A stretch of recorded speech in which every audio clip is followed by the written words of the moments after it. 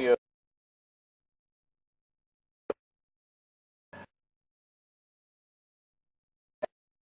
a 1,000.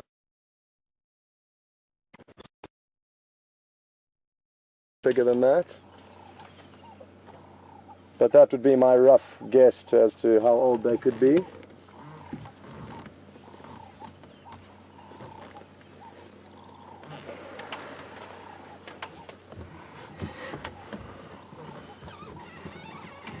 It's incredible how many elephants are around us, but at a glance you can't really count them too easily. The bushes are quite thick here, so they disappear incredibly easy in this vegetation, which is something to take heed of in case you are ever walking in the bush. And an animal as big as an elephant can somehow manage to disappear in this vegetation.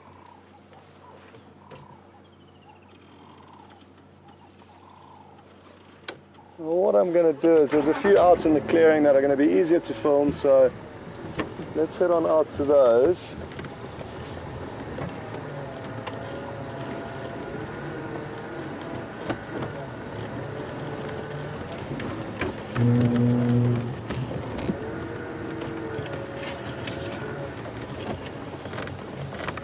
We're nearly at that time of the year where elephants will be feeding heavily on the marula fruits, which will shortly start dropping from these trees, and they literally go from marula to marula in search of the fruits, which is great for our viewing purposes. Very entertaining watching them pick up each marula fruit individually and toss them into their mouth like little vitamin C tablets.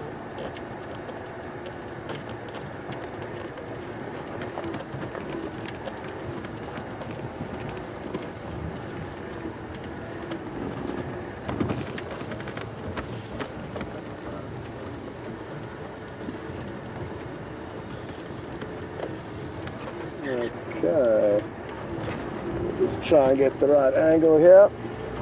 This is beautiful, folks. Stand by for an incredible sighting. They've all come out now, and this is magical.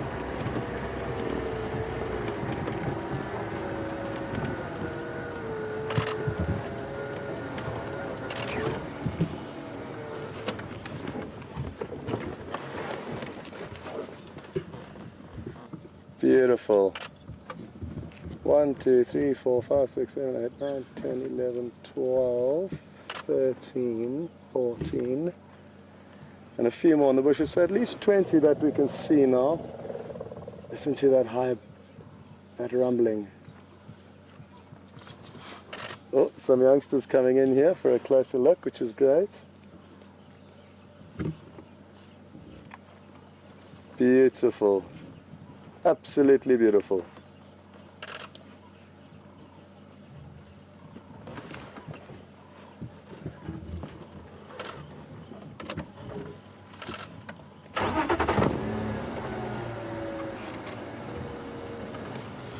I'm going to continue trying to stay in front of them. They're moving quite quickly. Not too much to feed on in this open clearing, so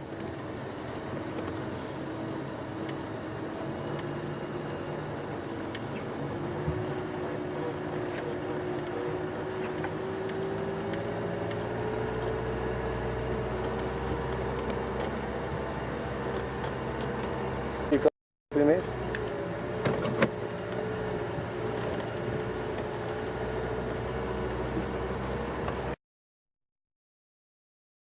Because I haven't heard anything for a while.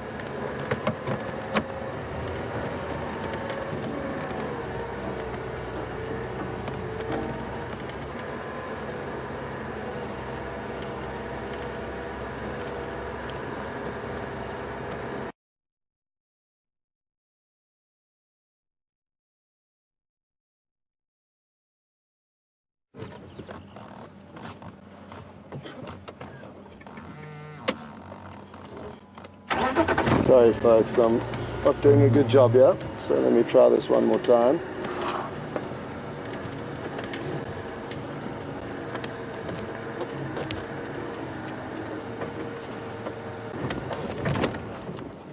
Okay.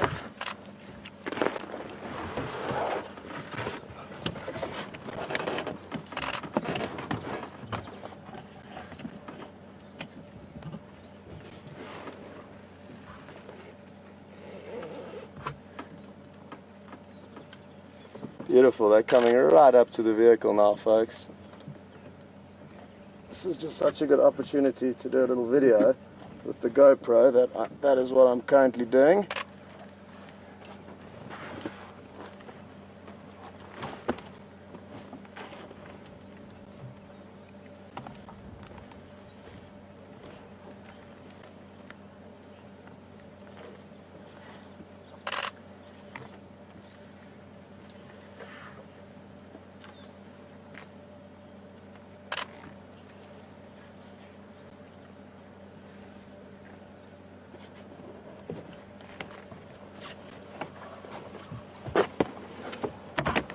Beautiful, folks, look at this.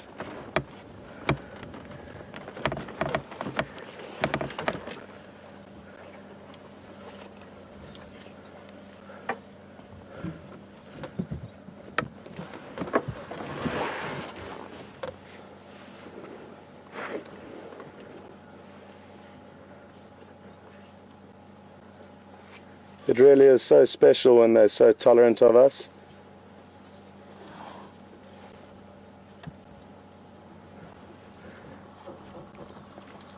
And when you see them out in the open like this, you can really get a good idea of their size perspective and the sizes between individuals in a herd. It's a lot more difficult when we see them in the thicker vegetation.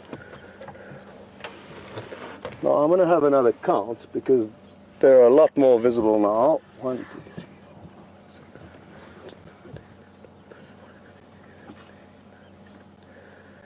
8, 9, 10. Yeah, I would guess about 30 that are moving through here, which is really beautiful. It's probably the biggest herd that I've seen since I've been here. It could be 2 herds that have joined together, but difficult to tell.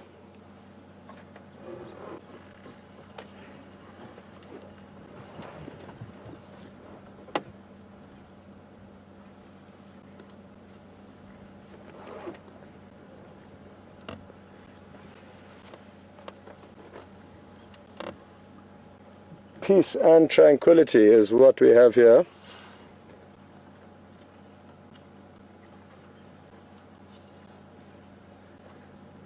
I really find it interesting watching what they feed on because they do have so many options and they are quite fussy. So to watch this many all feeding on slightly different things, one's feeding on the leaves of a marula tree, others are feeding on small little forbs and saplings that are popping up after all of the rains we've had so far. Speaking of rains, it's looking like it's clear for this afternoon for now. We really thought we were going to get a thunderstorm last night, but it passed. Oh, look at that youngster. Have you got that, Nadav? With the party hat on. You got it? Let's see if it's still wearing its party outfits. It had a small tuft of grass that it had perched on its head. Now its companion seems to be trying to do the same thing, but it has less control of its trunk.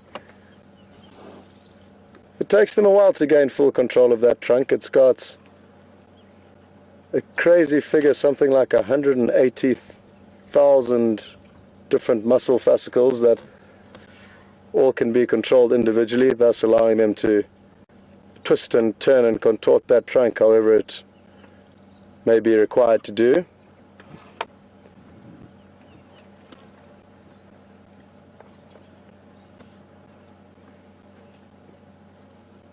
Imagine if we used our noses for not entirely drinking, but as a straw with which you can use to pour water into your mouth, and also a tool, an extra limb with which you can feed yourself.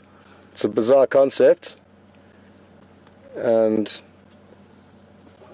not used by any other animals that I can think of in the animal kingdom.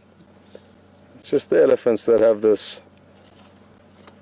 very, very fancy nose that allows them to do incredible things with it. This one's also got some party wear on, dressed up for the evening.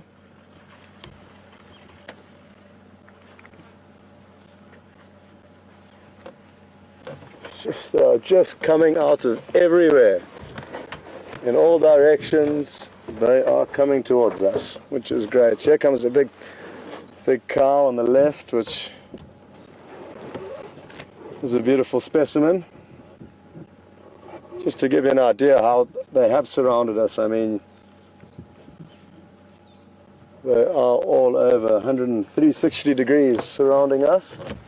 I'm just going to reposition the vehicle again to try and get another intimate walk past from them.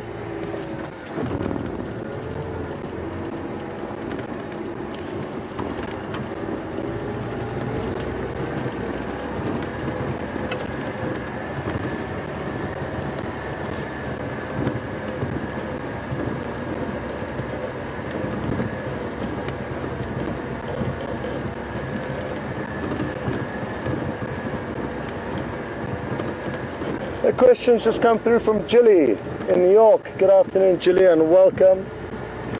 Jilly's asking whether elephants stay in the same area. I guess, in essence, do they have territories or do they move throughout the park? And the answer to that is that they do not really have territories, and they do move freely through the Kruger National Park, which is a massive, massive reserve. It's 2 million hectares in total. So they've got a lot of space to move, and they're not territorial animals. The nature of their lives and the way they feed is so heavily on vegetation, they need to be allowed to move great distances, and that's exactly what they do. They move huge distances in search of food, and before Africa became as developed as it is now, these animals used to travel thousands of kilometers, elephant trails and routes that elephants were known to walk along for hundreds and thousands of years. But sadly, over time, these routes became cut off, and now they're constricted or restricted rather to smaller areas. But no, they may spend time for a short period of time, a couple of weeks or months in an area like this, and we may get to know them for a short period of time, but then in all likelihood they will move off eventually.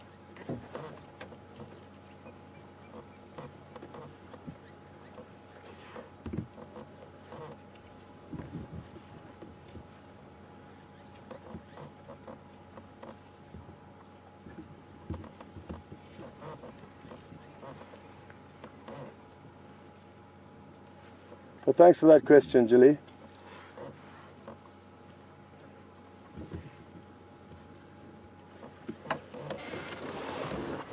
It's quite interesting. There's a few of these youngsters that have all thrown grass and little pieces of foliage onto their back. Let me just reposition again, because they are moving quite quickly.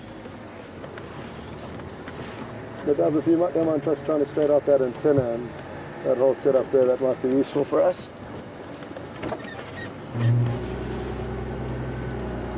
And the GoPro. Yeah. There we go.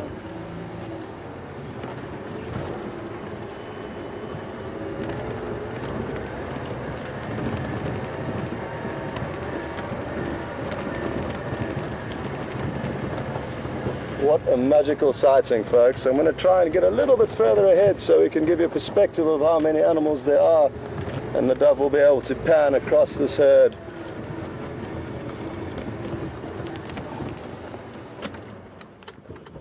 I mean, wow, look at this, folks. This is really something special. And the good news is we still have a considerable amount of this clearing ahead of them. So, and as you can see, they appear to be very happy feeding on whatever it is, these little shoots that they seem to be really enjoying. So, what a wonderful way to spend the afternoon. This big female here showed us a little bit of a aggression earlier. Now we can notice how her tails kind of hold a bit horizontally, which does show that she's a little bit agitated, but nothing too serious.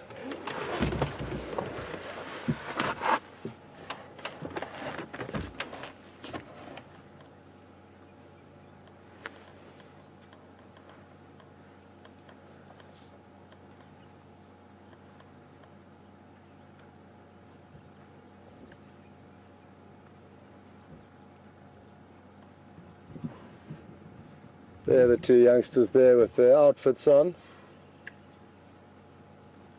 It's interesting, you wonder, obviously one saw the other one doing it and then got a little bit jealous and thought, well, let me try that out as well, it looks quite good. So Interesting, the dynamics of these youngsters and how they obviously can watch and take notes of what their older siblings are doing, or young rivals, young companions. Not too different to us humans. One kid sees another kid with a toy or piece of clothing that they like, they may try and ask for the same thing.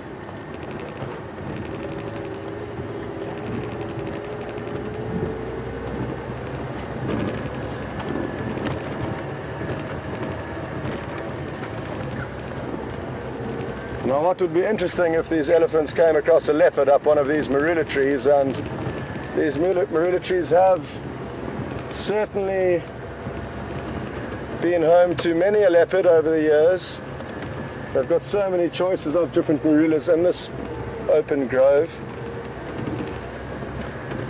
And marulas are the most comfortable of the trees for the leopards.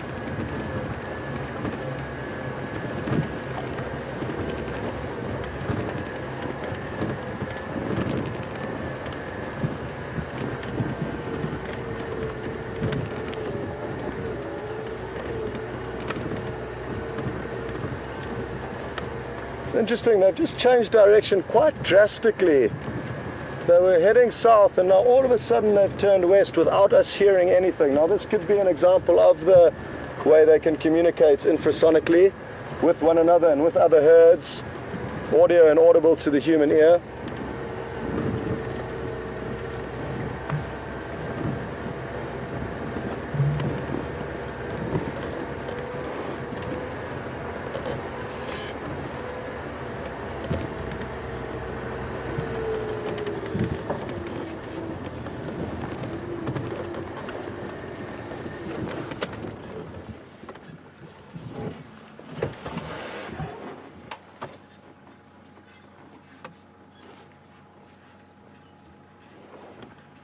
What a magic sighting.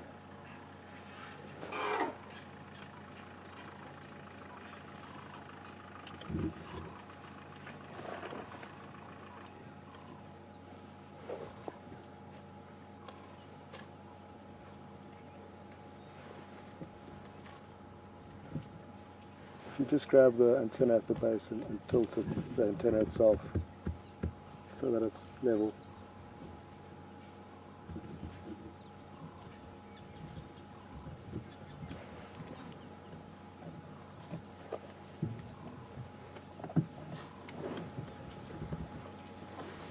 Magical, folks, really magical.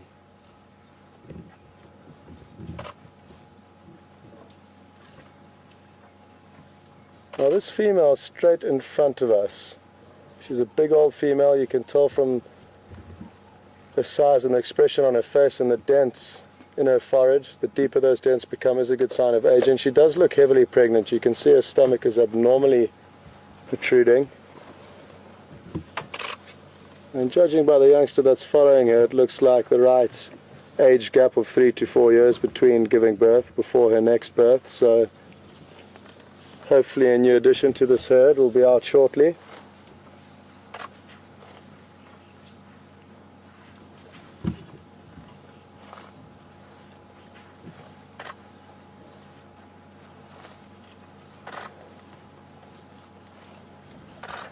Fantastic.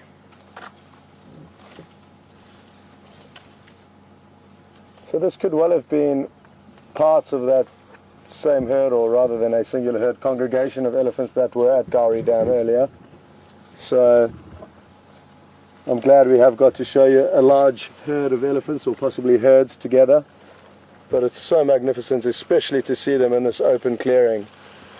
You couldn't ask for a more picturesque place to see them. This is the same female that gave us a bit of attitude a bit earlier. Oh, sorry, this is actually a male. Forgive me, that is a male that's given us a bit of attitude.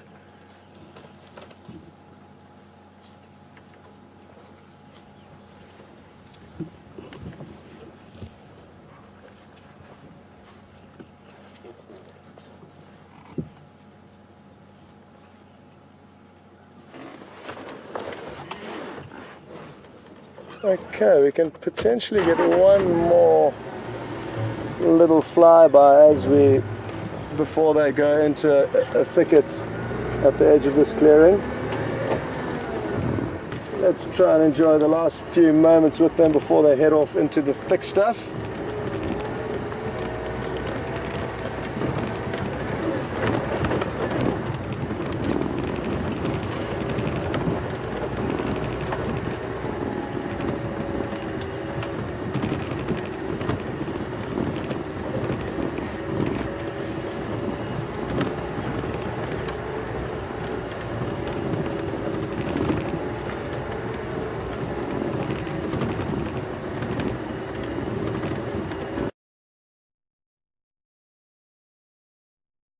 So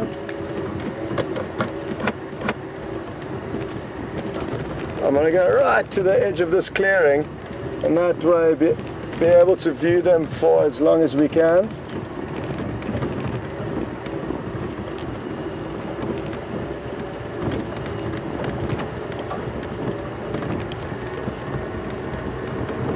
The dove, when we get stationary, just try and straighten that out as much as possible, the antenna. But just when we stop, because it keeps popping out of position.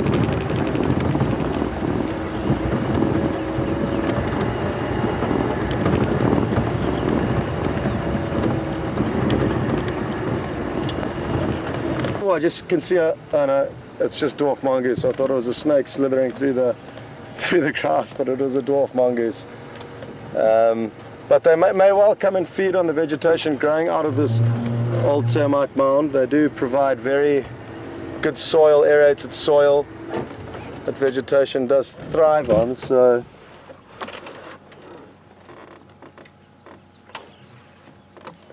it'll be interesting to see if there's anything growing here that they like. Oh, all those youngsters seem to get a little bit worked up there or excited about something.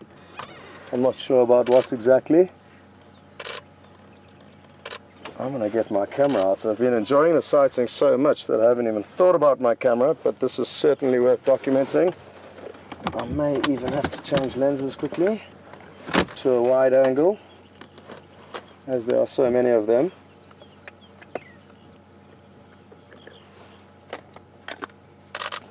Folks, just to let you know, Mark is okay, but he is still having problems with his vehicle, so guys are working on it as fast as they can, and hopefully that'll be back up and running sooner rather than later. But he is okay. It's just that he doesn't have a vehicle that's operational, sadly.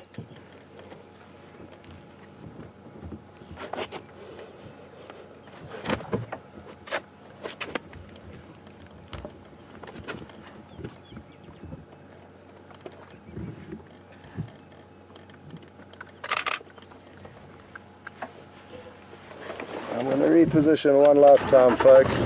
It will be worth it. Just want to try and get one long stream of them coming straight towards us.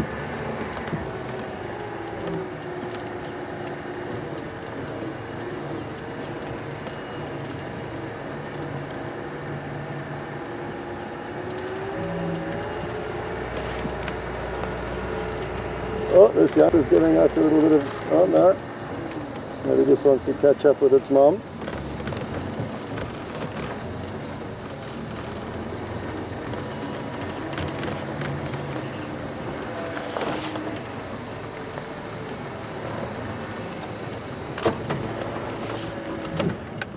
Don't be alarmed, there is one very close behind us, you know, but it's okay.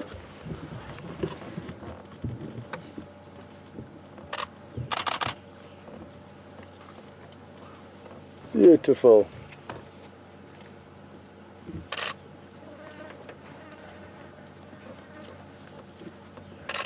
Okay, Joan from Indiana has just asked about their toenails, and yes, they are indeed toenails, just like ours, made out of keratin.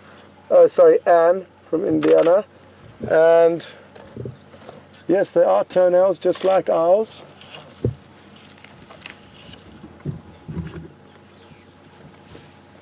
I'd really love to be able to feel an elephant and really get to know what that skin feels like. There are places where you can do it, where elephants have been rehabilitated, but I have yet to feel their toenails. I had a close look at their feet, but it would be an incredible thing to feel. and well spotted there.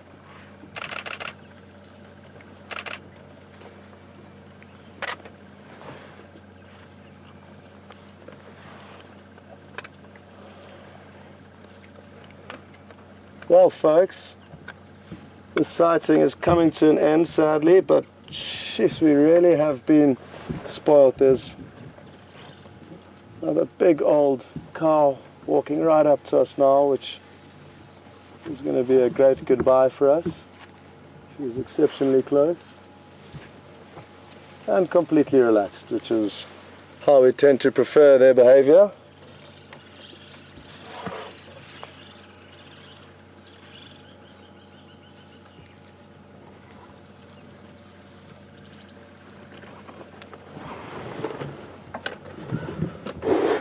What I would like to do now is we can go and spend some time watching these dwarf mongoose. They're not going to be easy to see, but it'll be quite fun watching them scurry about on this little termite mound that I thought the elephants may come and feed on the vegetation growing out of it, but they didn't seem to show too much interest in that.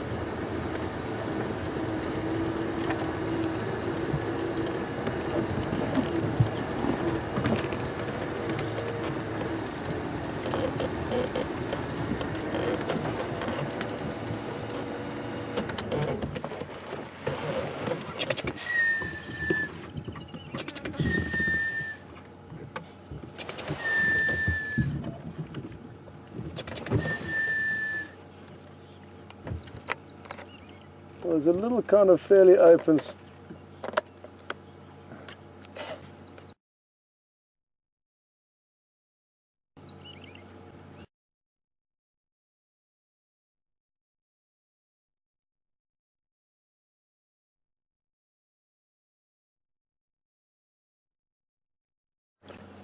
Sharon Moses just asked a very interesting question, and she noticed that they were feeding on devil's thorn plants, and I'm not sure what could be in that devil's thorn plant that really is making it an attractive choice to them at the moment, but potentially some kind of medicinal values, certainly. But what is also important to remember, Sharon, is that depending on the time of year, different plants tend to invest their energy or move the energy that they've been storing up in their roots like a bank through the winter, and then all those nutrients that they've stored up they send up at a certain time of the year when it suits them for flowering or seeding. So it could simply be that all of these nutrients that were being kept in the roots are now being exported up to the leaves and the rest of the plants, and the elephants are simply intercepting them and not allowing them to be used any further for development of flowers and seeds.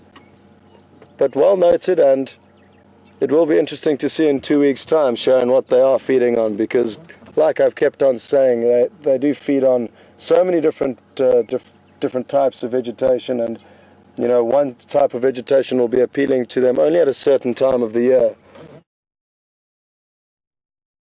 No, I don't know how the dwarf mongoose filming is going. In retrospect, it probably wasn't the best idea on my behalf because it is so thick. But are you having any luck there, Nadav?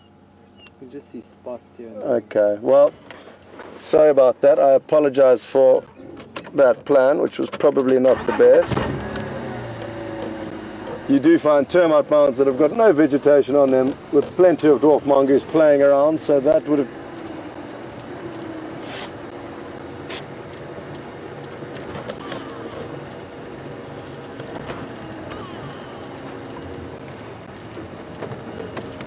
So you wouldn't believe who's just sent through a tweet.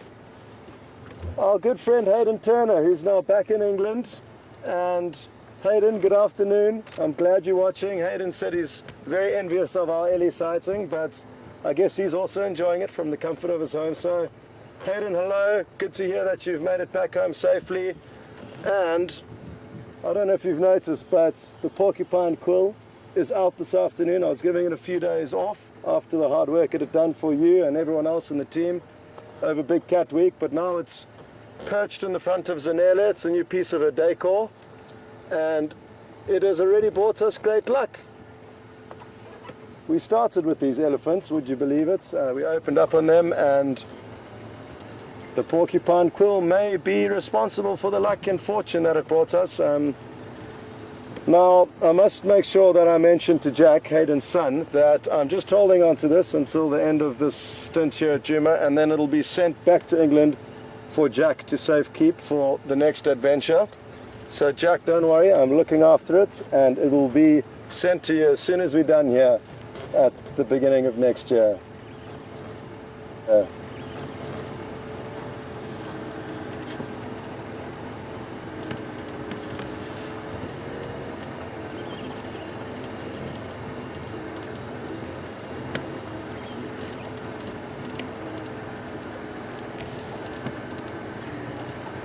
Okay folks, these elephants have all drifted off but one or two, so I think we should continue and see what else we can find out there.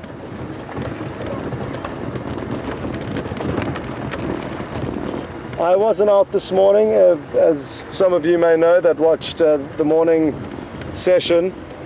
Sadly, due to the weather and some technical issues, Mark couldn't get out, but he did answer some questions from you guys over the morning period. Where I'm going with this is that neither of us were out, so it's an unknown agenda for this afternoon. Very little is known in terms of what was seen this morning and what is out there, but like I said, there are quite a few game viewers out, so we should have some good intel from them in the coming hour or so, once they've done some exploring. Now we have some beautiful birds here that I've yet to show you personally. They are called the helmeted guinea fowl, and you will see why shortly.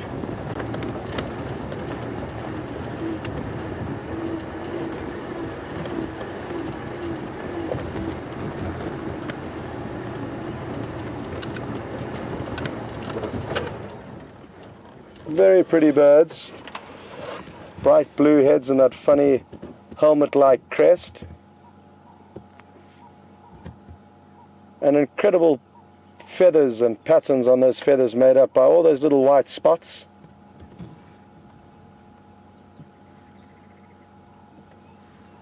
I can see 4 here. It could well be 2 individual pairs that are feeding together at the moment, but it is the time of year that they do pair off and go off on their own to raise their young. So hopefully in not too much longer we'll have tiny little guinea fowl to look at, and they're incredibly cute birds. Sadly quite high up on the menu, lots of different animals can feed on them, so you tend to find their clutches of chicks do dwindle fairly rapidly out here, but it shouldn't be too much longer before the chicks do hatch and we do get to see them. And then typically for the rest of the year these guinea fowl will stay together in larger flocks, more safety in numbers in terms of eyes. But when they do come to this time of the year, it is important for them to pair off and go and look after their chicks and tend to them individually, and I guess attract less attention to one another. If all of them were to nest in one place, they'd be literally putting all of their eggs in one basket.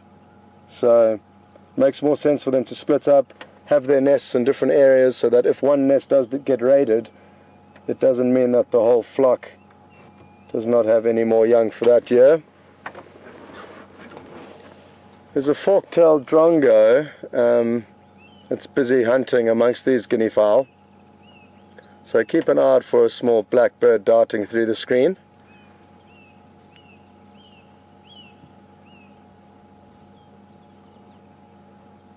The southern grey hornbill calling in the distance.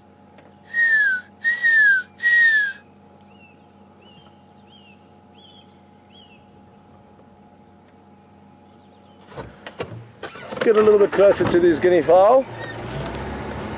You do get different kinds of guinea fowl throughout Africa, but the only ones we find here are the helmeted guinea fowl. You get also the vulturine guinea fowl, which is a very interesting looking bird.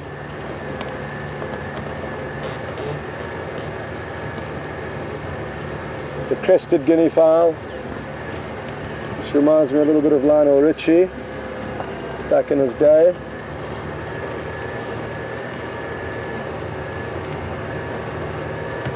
All of them are exquisite and quite strange looking birds, or unique looking rather.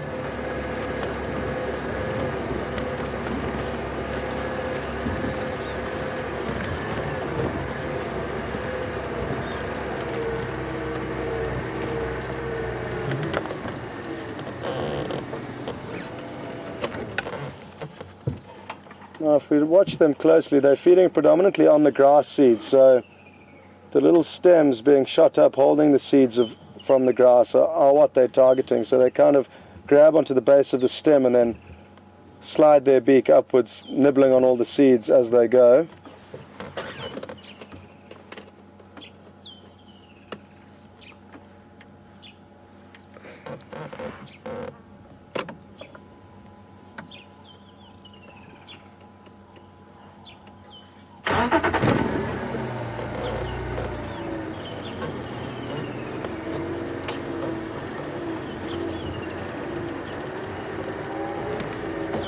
There's one feeding now. They stopped feeding, as I pointed out the fact, or how they are actually feeding at the moment, but they do seem to be trying to continue.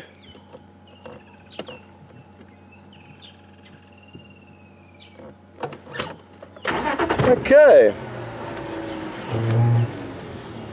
Wonderful, so we went from a very big grey animal, the elephant, to a smaller grey animal, the helmeted guinea fowl. Both of them very pretty in their own rights, and both of them enjoying the food out in this clearing.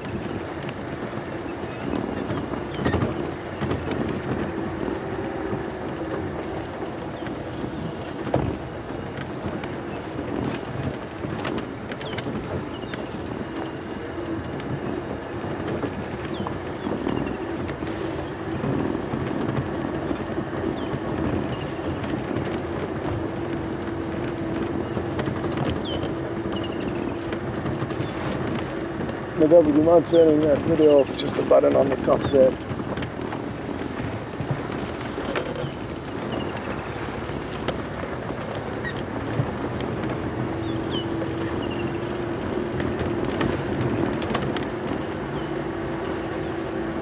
Cool.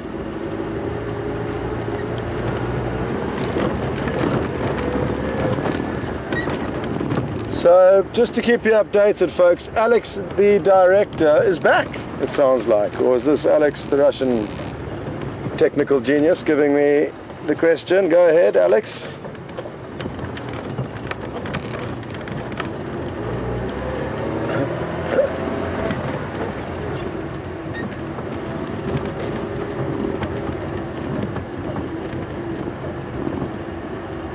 John in Connecticut's just asked a question. Good afternoon, John. Whether an elephant's ever used its trunk to sniff me whilst being in the vehicle. And yes, it has happened a handful of times to me. They come up using their trunk and often put it on the dashboard. And once, only once ever though, one did put its trunk onto my arm, which was scary, as you can imagine, but the elephant was very relaxed. But when it gets to that stage of events, it does obviously make you start thinking twice about how much that damage they could do to you. Their size obviously becomes exponential as they take every step closer. But yes, Mark, they do, and they are inquisitive animals, and in certain instances, you know, where people have spent hours and hours with elephants and they've kind of built up bonds with them, elephants can be very inquisitive and almost emotional in the way they respond to humans. So a highly intelligent animal that does often like to investigate us by smelling with the trunk. I know Hayden had a few very close encounters in a positive sense of the word and a very relaxed sense of the word close encounter, where elephants would actually smell the tire and smell the bonnet and the bull bar and the dash or the hood of the car. So there were some great clips of that. I'm sure they are in the archive somewhere, of the elephant sniffing the bull bar. But since I've been here, I haven't had any come too close to me.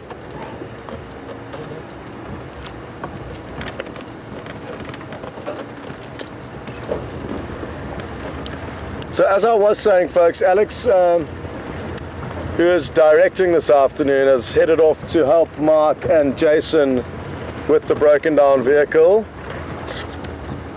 And then Alex, who is the brains in the team and has been working for Wild Earth for many years, the other Alex, the Russian Alex, is now taken over the directing. So very versatile team here that can chop and change at a heartbeat, which is required because we don't have any other options really. So Alex the director has switched into Alex the mechanic mode, and Alex the tech guy has switched into Alex the director mode. So just thought I'd keep you in the loops there as to what's going on behind the scenes.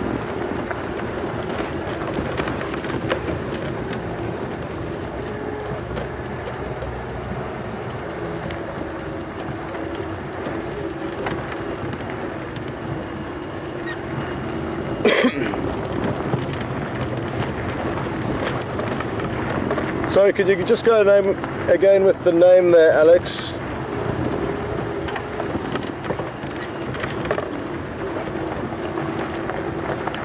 Brenda from Pennsylvania. Good afternoon, Brenda. Now, Brenda is asking, this is quite a cool sighting, if they continue to do it.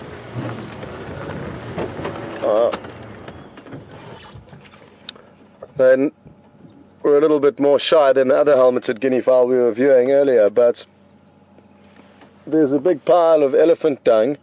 It doesn't look like elephant dung at the moment because these guinea fowl have used their feet to scratch it all apart and look for any bugs or also any little edibles in there that they can find to feed on. The elephant's digestive system is very poor, so they would have found quite a lot of partially digested tidbits that they can then feed on. So that's why it just looks like a massive manure as opposed to the individual elephant dung boluses that we're used to seeing. And in a few months' time, like I mentioned earlier, when the elephants start feeding on the marula fruits, we'll often see squirrels digging through these piles of elephant dung trying to get to all those seeds, and those seeds house very, very tasty nuts, very nutritious, oily nuts, similar to that of a macadamia.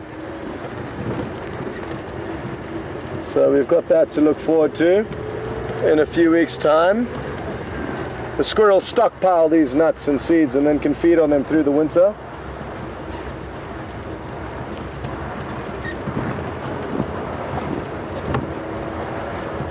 Back to Brenda's question from Pennsylvania. Brenda asked how many offspring an elephant could give birth to in her lifetime. So provided that it's one offspring that she gives birth to at each possible phase, if they live to about 60 years of age and they give birth every 3 to 4 years once they've started giving birth, and they'd probably start giving birth at around anywhere from 12 years onwards, depending on the individual, depending on how quickly they mature. So let's call it potentially 10 young in a lifetime over the kind of 40 to 45 year period that they are sexually mature, and they give birth every 3 to 4 years. They've got an exceptionally long gestation period, 22 months, so once you factor that into the equation and the time spent rearing a calf to an age where it's no longer reliant on milk and its mother, that gives you about 3 to 4 years intervals. So yeah, it would be interesting to keep track of closely how many young elephants can give birth to and how much it varies between individuals. But yeah, I'd say around 10 youngsters in a lifetime would be a successful life on the planet as an elephant. So we had some kudu in shot there earlier, and now we also have some impala. So two very different looking antelope, and we've got little baby impala. I'm just going to shoot forward a little bit. There's some baby impala coming through, displaying quickly, which will be great to show you guys. Oh, it looks like they may have stopped, but I'm sure more will come through. few of them streamed in from left to right, and now they're... Oh, there goes one, pronking. Such an important ability to have is to show predators that you are healthy and fit and all your limbs are working well, and that's what these youngsters are doing. Impala typically do that pronking run when being chased by a wild dog. Okay, here come a lot now. Have you got them then, a dove? They're coming through. Not easy in this vegetation. A perfect example of how safety in numbers benefits them, and you can tell now obviously they are in an open clearing, which also helps their safety because there's less obstacles that a predator could use as cover.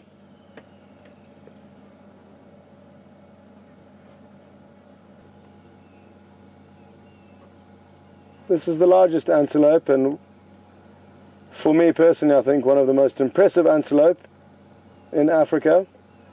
But this is the biggest antelope we get in our area of operation here.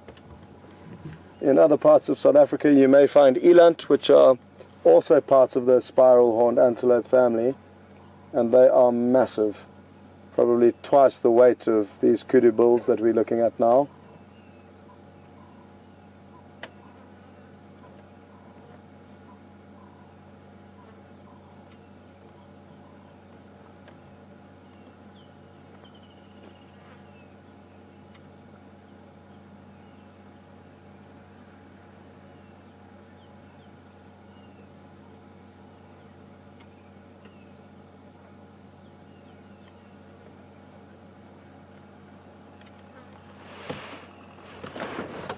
We'll carry on, folks, and again in this thicker vegetation. Oh, there it's popped its head out now again. But they do tend to be feeding in the thicker vegetation, as they are browsers.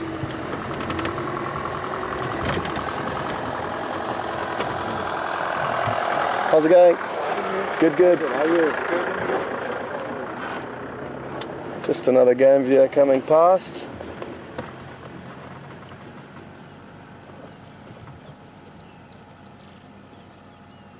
He is not on his own. I have noticed another one browsing.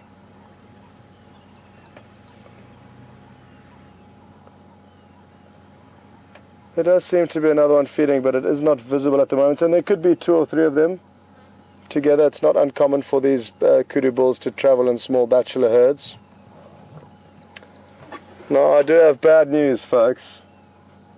Jigger is apparently down for the rest of the afternoon. As far as we're aware, we're not sure what the problem could be there yet, but I just have got a message through saying that sadly they cannot seem to revive her. So it's just going to be you and me and the dove this afternoon. So let's hope for the best. Hopefully Mark and Jason's sacrifice to not come out will mean we get spoiled with something else. Like I say, I really am sorry for the 2 of them. They got up at 4 o'clock this morning and haven't managed to get out one to explore, which is what we're doing. So when the weather or technical issues hold us back, it is frustrating.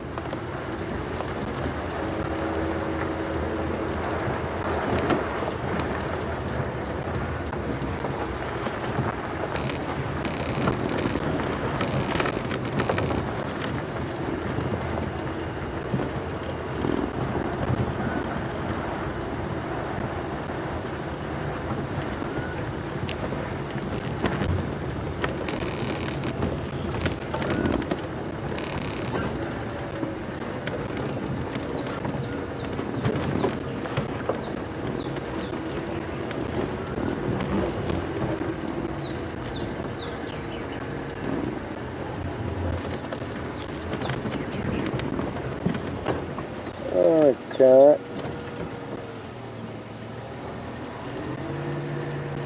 Now this, folks, is for Mark. It's something he pointed out to me the other day.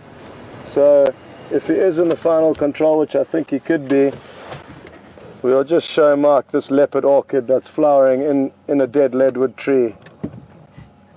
They are beautiful orchids, these, and not too many of them around, so I think he pointed out and just thought we could at least share it with him as a gesture of our sadness to not have him out with us this afternoon. Very interesting plant, the leopard orchid. It has an air root system or an epiphytal root system, and all it's using this dead leadwood tree is as a base. It's not feeding on it or harming it anyway. As you can see, the leadwood tree is dead and could have been dead for 50 to 100 years by now. They grow incredibly slowly, and once they do eventually die, they don't fall down because the wood is exceptionally dense and solid. So they provide beautiful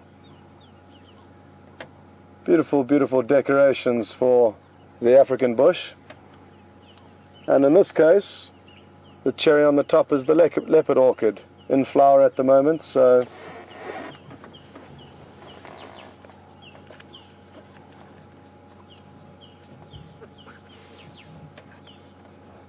I hope you enjoy that view, because I certainly do. Also, in the fork of the tree, I'm not sure if you'll be able to see, but there is a small lizard climbing up the tree. And I know some viewers asked about lizards the other day. Well, I'm not sure if you can see it there. Can you see it? Just above the fork on the right-hand side, on the second fork, once you've hit from the first fork. Oh, now it's gone. We may be a bit too far away, and again, folks, I apologize. I don't have a monitor, so it's impossible for me to understand what exactly you guys are seeing. But there was a lizard called the stripe.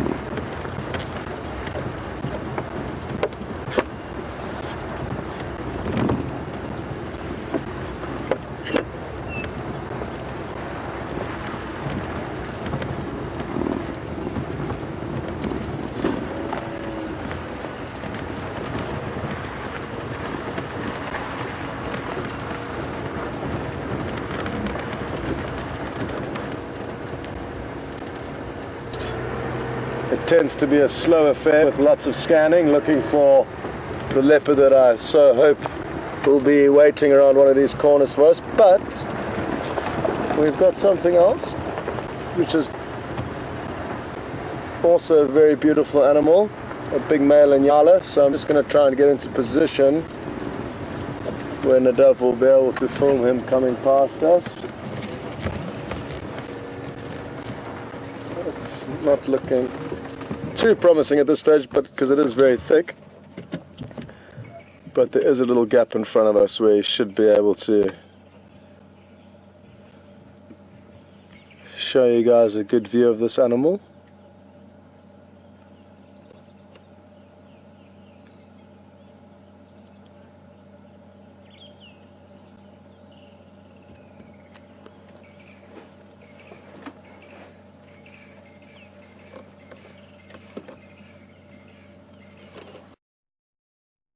Go ahead.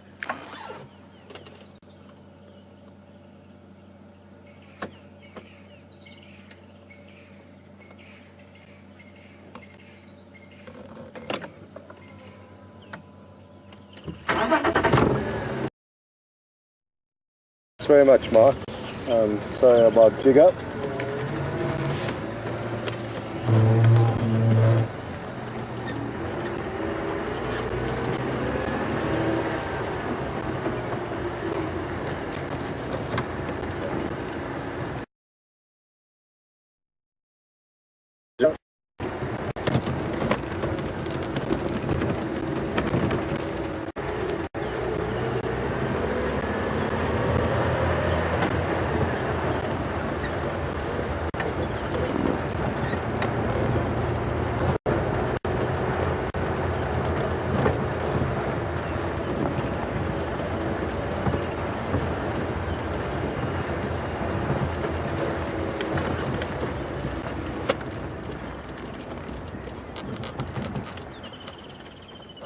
The cicadas are making a real racket just before we came around this corner. They might start all building up into a chorus again.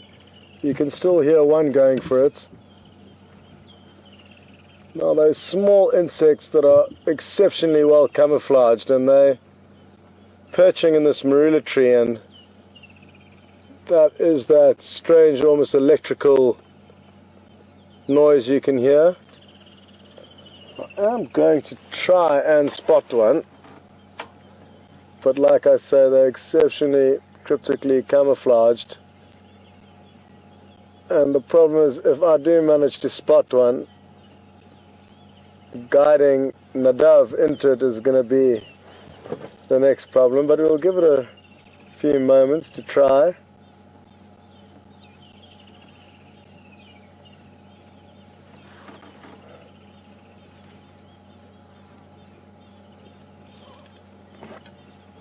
We've had a few viewers complain in the past that there's something wrong with the audio when we parked in the sighting because of this noise. So, for those of you who are new to us, that's just an insect you can hear, nothing wrong with the audio.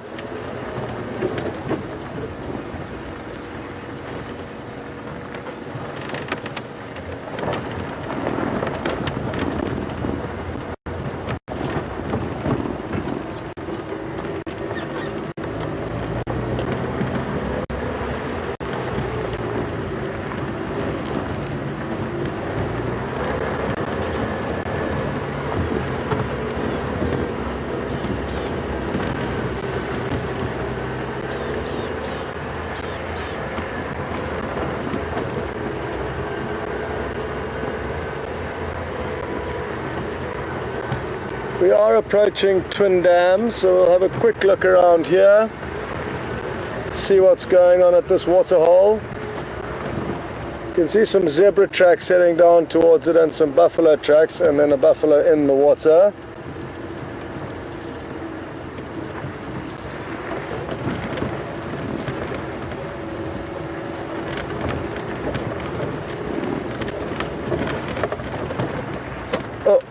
Looks like that boy's been maybe there for a while. He's stretching himself out.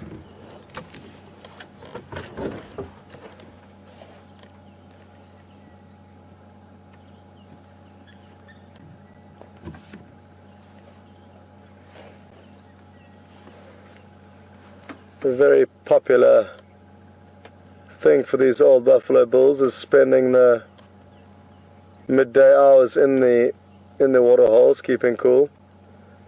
This individual's blind in the right eye,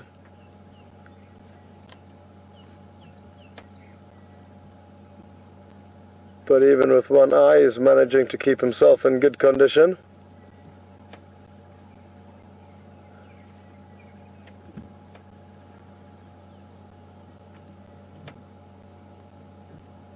A lazy afternoon chewing the cud.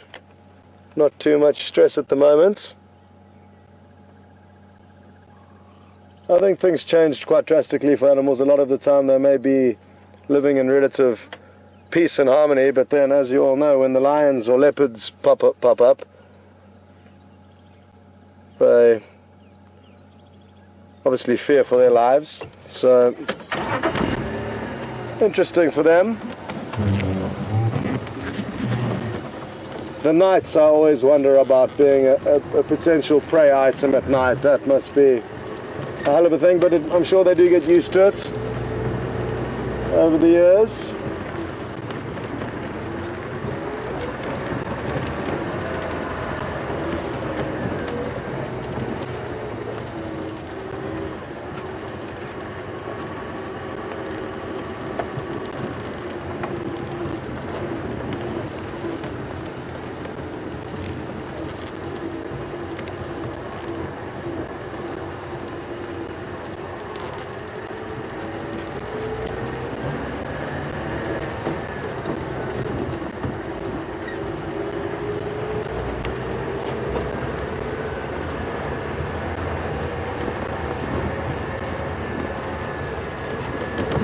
I'm hoping the zebra whose tracks headed down to the waterhole aren't too far from here.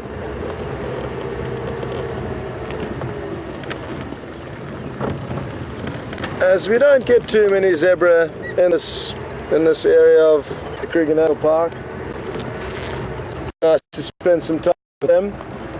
There's also a herd that I saw, was it yesterday or the day before? Quite a few females that were heavily pregnant, so it'd be nice to monitor that herd because I'm sure we're going to have a bullshit.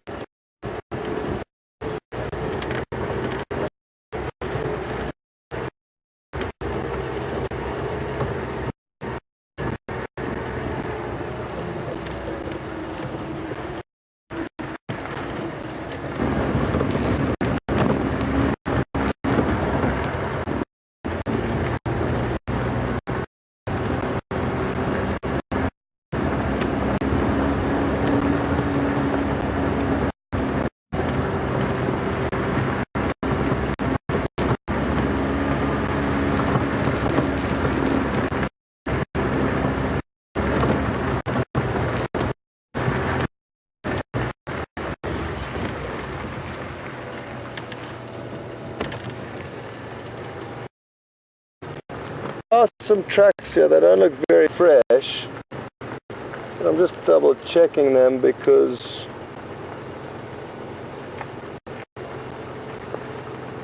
just for interest's sake, but it does appear to be a lioness that walked down this road, but I don't think it was last night, potentially the night before. Sadly, with the way the camera is mounted, it's difficult to show you guys tracks along the side of the vehicle.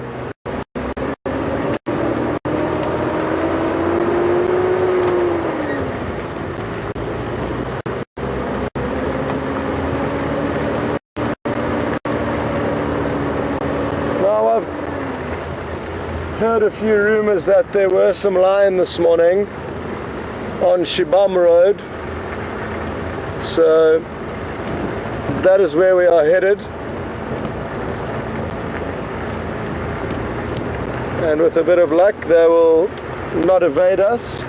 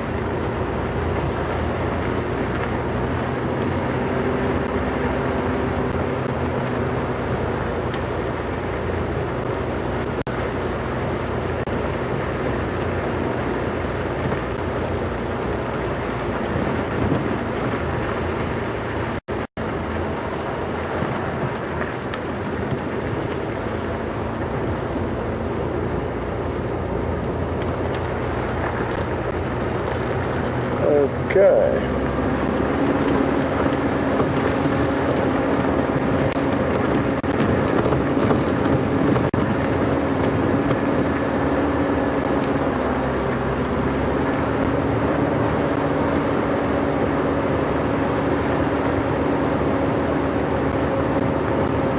Are there any updates on Ngala of Shibam Road?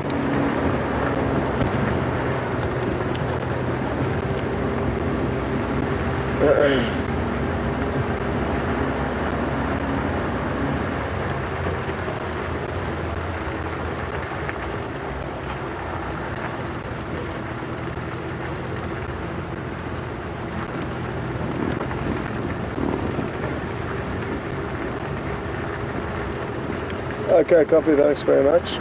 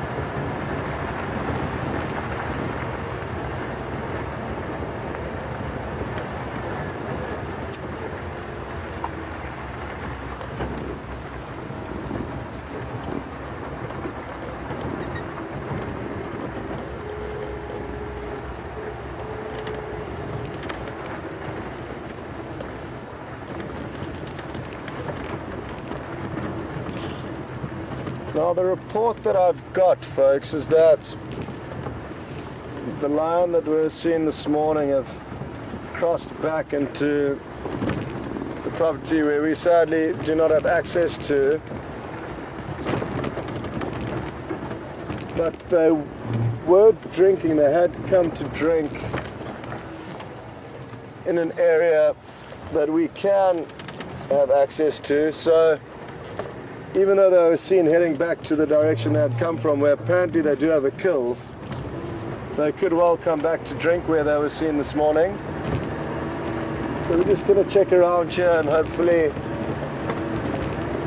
one or two of them are thirsty and would head back to a few small water holes and pans that are just ahead of us.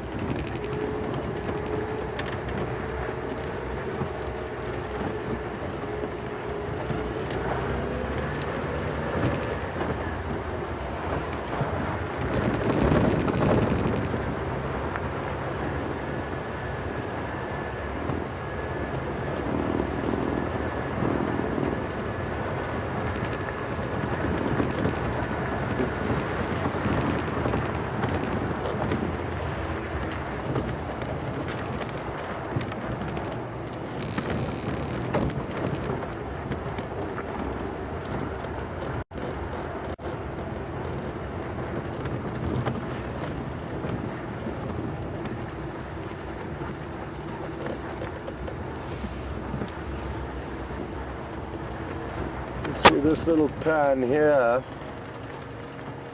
as uninviting as it looks to drink, is apparently where they were drinking this morning.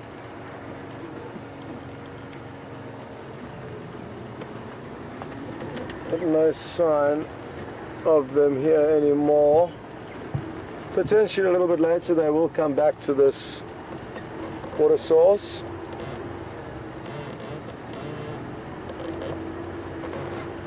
But for now, there is no sign of them.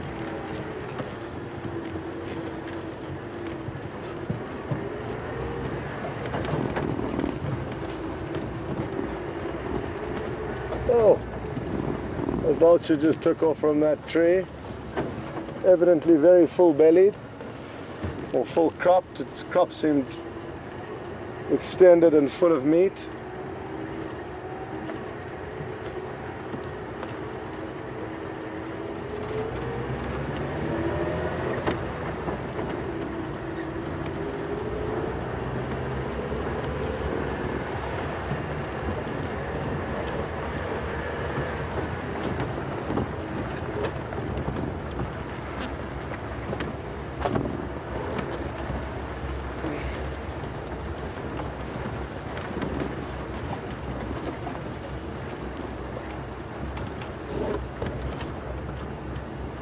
Got a question that's come through from Brenda regarding chameleons, one of my favorites. Good afternoon, Brenda, and welcome on board. Chameleons, there's only one species that we get in this area called the flap-necked chameleon, and they basically have the ability to flap open their throat pouch, and it's a very bright orange color when they do hyperextend it, and that helps ward off any potential predators.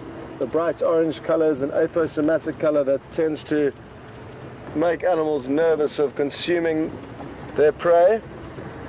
So hence the name flap-neck chameleons, and they get about that big in terms of body length, and the equivalent in tail, which is often curled up, especially when they're sleeping. There is a chance we could see one tonight with the floodlights and the flashlights. Certainly it is easier to spot them at night than it is during the daytime. So I will keep my eyes peeled for you, Brenda, and hopefully we'll manage to see one. They do have the ability to change their color, but some more so than others, I think, depending on the specific chameleon or species of chameleon. Some are born with a more colorful array or options in terms of what they can turn into, but the flap-neck chameleons here that I've seen can change colors quite drastically. Usually a yellowy mottled color when you find them crossing the road, black spots. Camouflage isn't necessarily color specific. It's often more the fact being able to change shades, different shades of color, which break up a body outline and therefore make it more difficult for predators to see. Sadly though, in order for chameleons to change color, it would require us to purposefully distress them. So that's not something I can necessarily show you, but what I'm planning on trying to do is spotting a chameleon at night with a spotlight, which is easier, as I've said, and then returning to that same bush the following morning and looking for it in that bush. There was a little emerald spotted wood dove that I thought was just going to sit for long enough for us to show you. So that is the plan, and then that way we can monitor it during the day, watching it hunt and just watching it go on with its daily routine, which would be quite fun. So if we find the chameleon tonight, tomorrow morning we'll do our best to find that same bush and then go and spend some time with it and gain some insight into how much they can change color and how often they manage to unleash their tongue at any potential insects, any potential prey.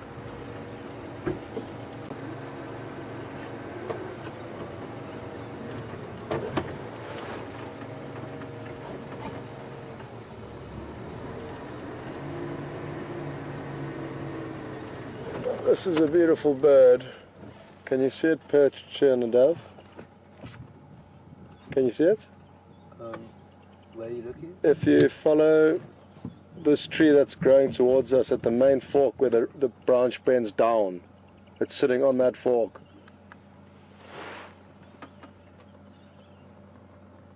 So what type of bird? It looks like a ground scraper thrush. Very pretty bird, and I haven't seen one here. So you can see the tree, that's the one branch is growing towards us, yes? Yeah. Where that same branch forks and starts growing downwards, at the base of that fork.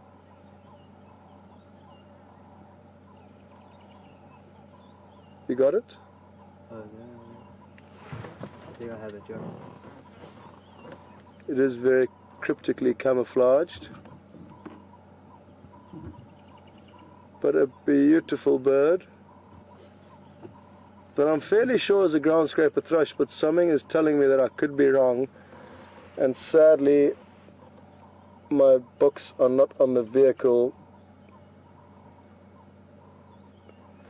As Mark and I were going to swap vehicles today, so what I'll do is confirm, but I hope you guys have had a good view of this bird, because I haven't seen any since I've been here, and this does look like it could be a fledgling, because it is not showing too much confidence in its flying ability. Oh, I've just seen another one take off now. So they are little fledglings. And interestingly enough, I think what may be happening here is that I think I can see the adults, and I've also seen an African cuckoo. It's either an African cuckoo or a common cuckoo lurking about here. Now what could have happened is the common cuckoo adult may have laid its eggs in this thrush's nest, and then now the thrush has raised the cuckoo. So I just want to spend a bit more time here, because that'll be really interesting to see if we can confirm for sure that this ground scraper thrush has been parasitized.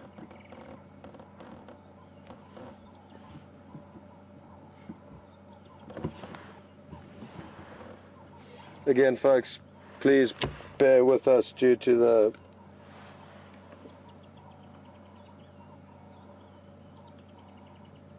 lack of monitor. I do not know what you guys are watching, which is not ideal, but it is what it is. Some good news: despite the broken monitor, Jigger is no longer broken, and Marcus somehow managed to fix it, so he'll be up and about shortly. Scots?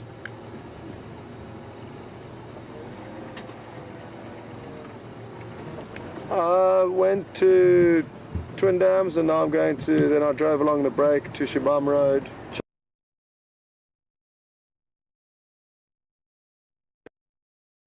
Dam.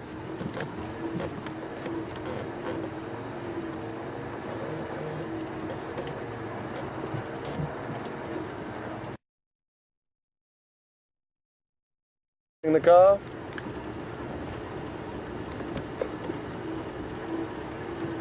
Well, that's great news, folks. I'm looking forward to hearing what happened. Mark is very handy when it comes to fixing vehicles. We had to fix one of the steering rods the other morning. Peter's car had taken a walloping during some off-roading, so Mark taught me one or two of his tricks, which is always great, being around people that can share knowledge with you out here. There's a tree squirrel alarming, again, could be anything, but important to bear in mind.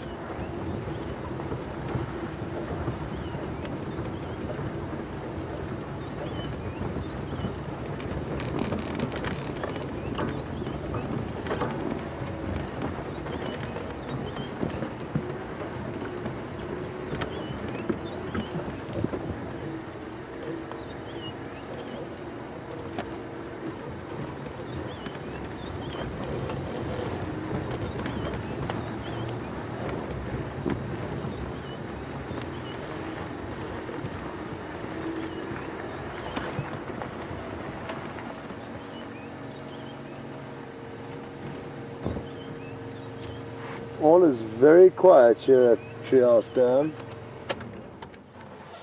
There's no weaver birds at their nests. There are two Egyptian geese wading along the side, but other than that, it seems eerily quiet. Which makes me wonder, do they know something we don't know? Animals that were in this area, that usually frequent this area.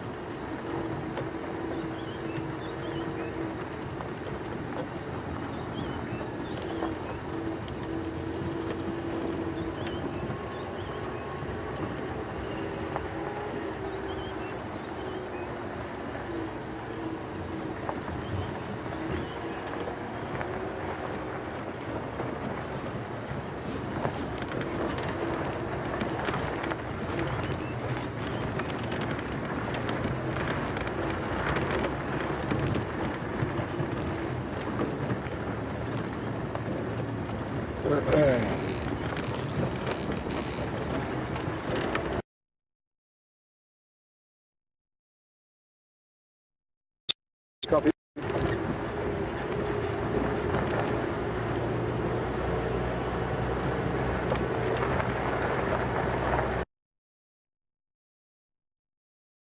Come on, slide.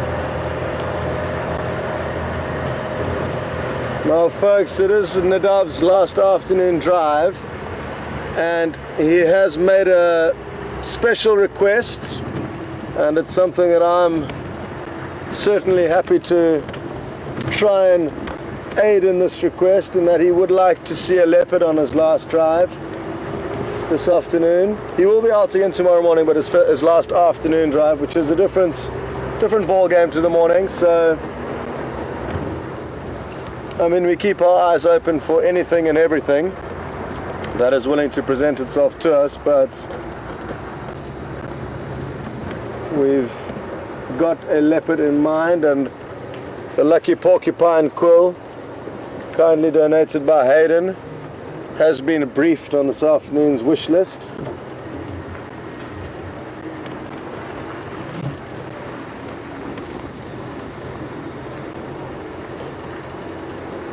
Well, here are some zebra, which we really did want to see earlier. Like I said, the tracks down to the waterhole got me excited.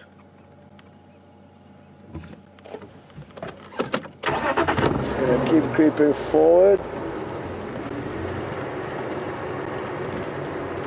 Well, this is a beautiful stallion that you're looking at now, and he's following quite a young female around, and I can't see any others, so it would be interesting to know what exactly is going on here. Let's see if we can get another angle.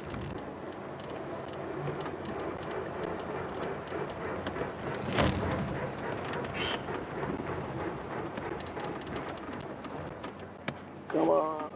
No. Maybe.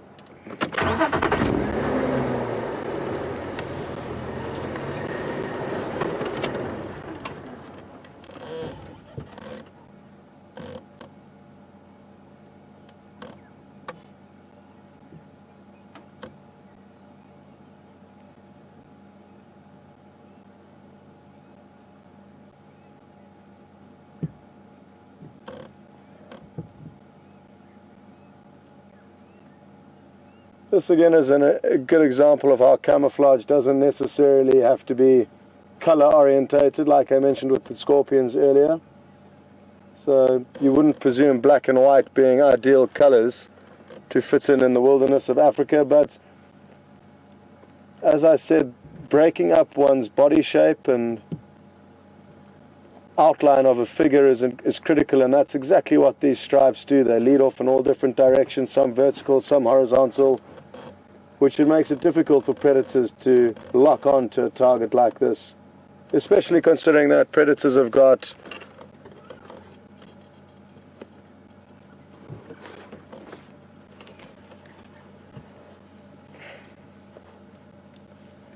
sorry, I just had a message come through on the radio.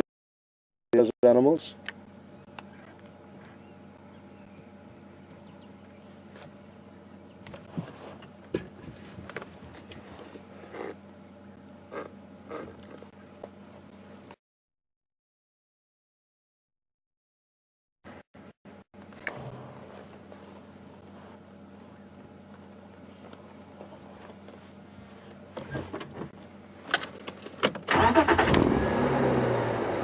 All right.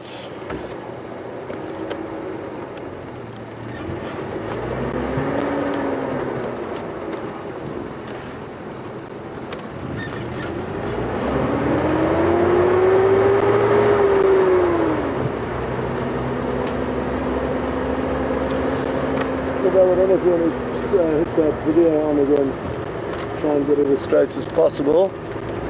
I'll do the sunset cruise. I'll just level the video camera itself. Yeah. I don't know if you want to hit that video on again, try and get it as straight as possible. I'll do the sunset cruise. I'll just let the video cool.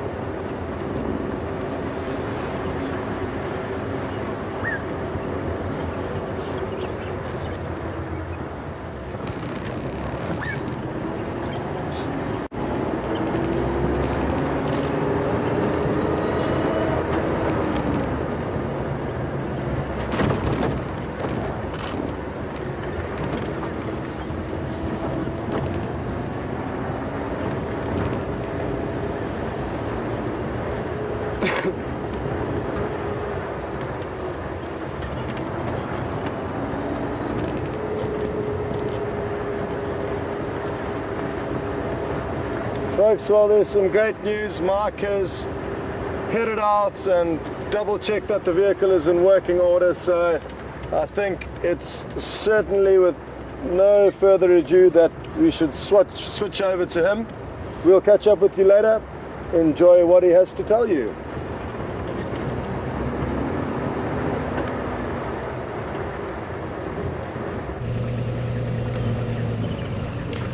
Good afternoon, everyone. Good afternoon to one and all around the planet. Welcome to the Jigger this afternoon. We got to get out. Sorry, I'm just looking around. We're in the top of Mumba Road, very dense, both monkey orange and balanites and spikethorn. But a little road I haven't done before. Well, I haven't done for a number of years, so I wanted to come up this way. We're going to head up towards the sort of northeastern corner. My name is Mark. Jason is with me on camera, and as you know, Alex in final control. Our hurdles or our obstacles just became a little bit larger during the day. We woke up this morning and had a few hurdles for the beginning part of the day, and it just turned into a typical Monday. And I know for most people it's not a Monday, but for me, or for us it was, or for the Jigger it was a Monday. Every other day is a fun day, and today was our Monday. But we are now mobile. We're heading up, hopefully going to be kind to me going through the dip up onto Drakensberg, the view over the Drakensberg, which at the moment has got quite a nice sight. I'd like to get up there to have a look at that. I hope you had some fun with those elephants. I was sitting right in the middle of them, as it were, when they were crossing the road going onto the open area quarantine. Jigger was dead in the water. Fuel line, dirty fuel. Eventually managed to take the fuel pump, or rather fuel filter apart and get it sorted. So for now we're up and running, and I hope you're going to stay with us for a while. Like to hear from you wherever you are all over the world, and see what we can find for you this afternoon. While Scott's looking in another area, we're going to try and cover somewhere else. Typical of a very hot day. Yesterday was the change in weather this morning, and now once again the cloud burnt away for most of the afternoon. It became very hot and humid. The temperature spiking the way it is, sending animals into weird frames of mind. I don't know if any of you managed to see the Gowrie Dam cam this afternoon, our afternoon, probably around 2-3 o'clock. It was full of elephants and buffalo, and some amazing interaction, intraspecific, a lot of action from the early.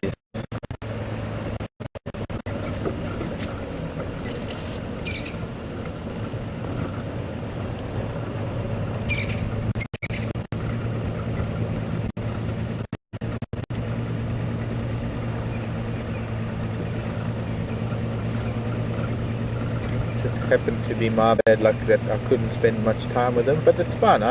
They all came past and they all came to greet me, trying to work on the Jigger, the vehicle, trying to get it fixed. The entire herd wandered behind and past us, giggled at me while I was fiddling in the engine. Ha ha ha! You and your mechanics, you human, you.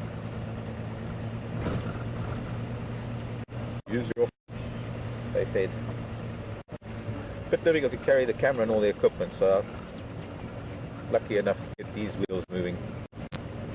Anyway, and you shall find the problem. And at the same time, going through it.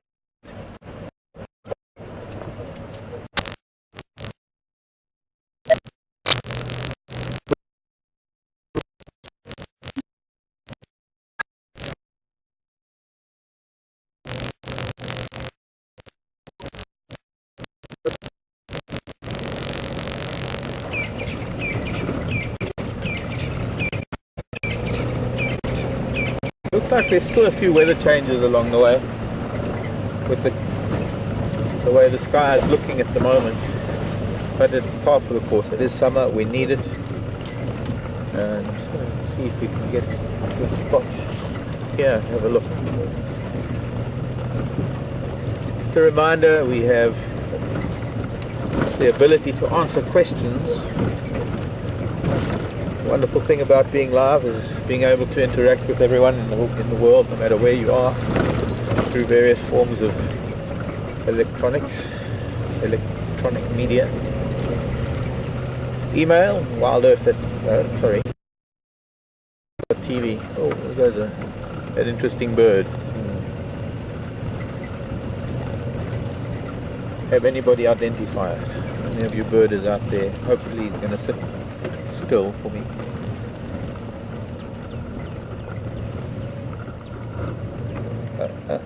Okay. Playing games.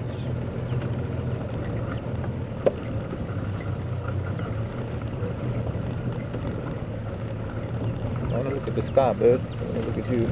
But he's flown off there. Maybe it's a little bit far now. A bit of a darker background. Turned its back on us. And is that what I think it is? No, it's chasing an insect or something.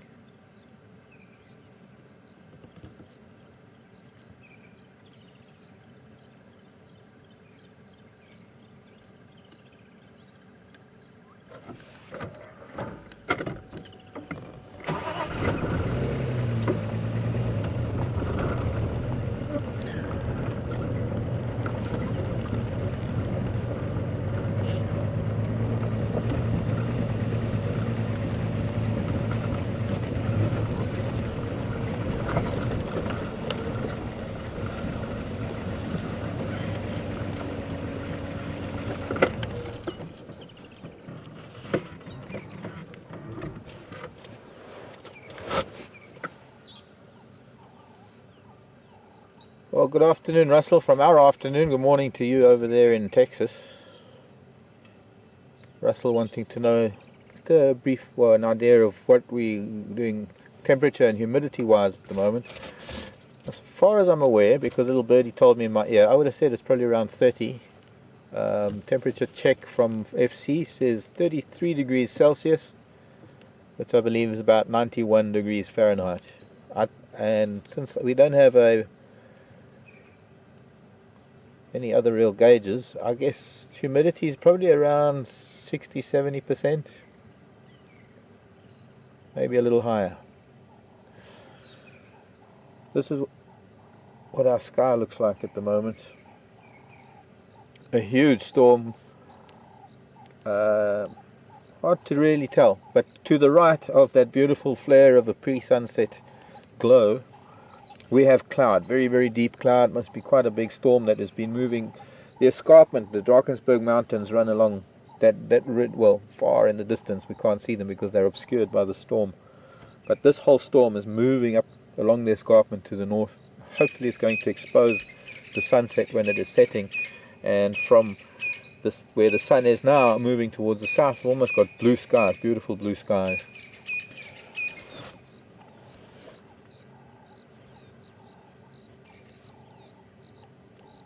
Alex just letting me know that it is 64% the humidity.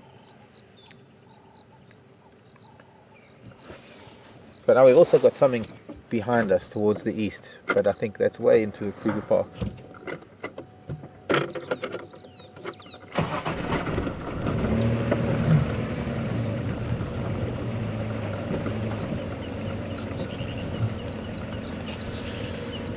Beautiful view here. We need to be here for a sunset one of these days with a leopard or something.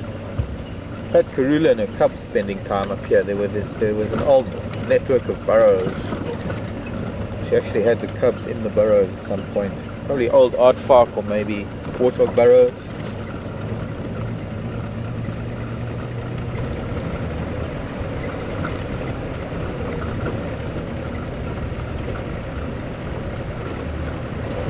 Take a rather old road.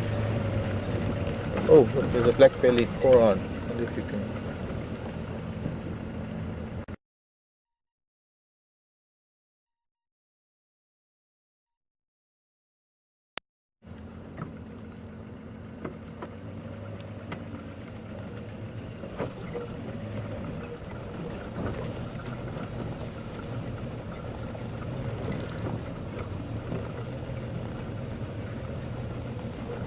old extension of draft.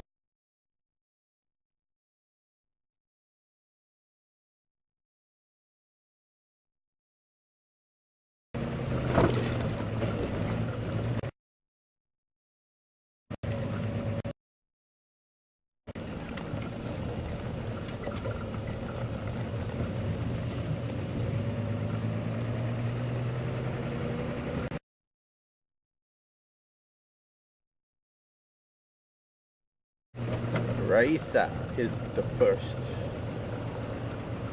to come back with the long-tailed shrike on the bird earlier. The beautiful long-tailed bird, magnificent birds. They've got such a wonderful liquid call that they mostly only call in the rainy season. They're kind of communal birds. They live in family groups usually, and very often when the rains are coming, you'll get all of them calling, and that lovely shrike call, and their tails move as well, long tails. Look, there's a water buck. Ow, ow, ow. You're being bitten by a snake. I mean, it's a fly, not a snake.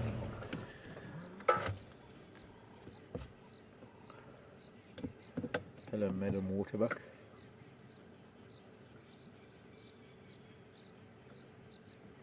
She's now getting self-conscious because she's on camera.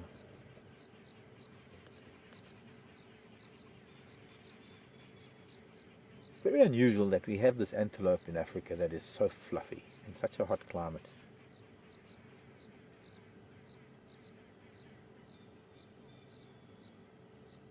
Well, perhaps some part of that is insulation. I think it's called a waterbuck more because it's always associated with water rather than because they sometimes enter the water. But predominantly one finds they are invariably around pools or dams. You can see some more of them off to the left. They're moving deeper into the bush. I don't know if you can see any of them now. There was another couple of females. They're probably going to come out on cheetah cutline a little bit later, when it's because they'll need to get out into the open, either this open area or up on cheetah cutline.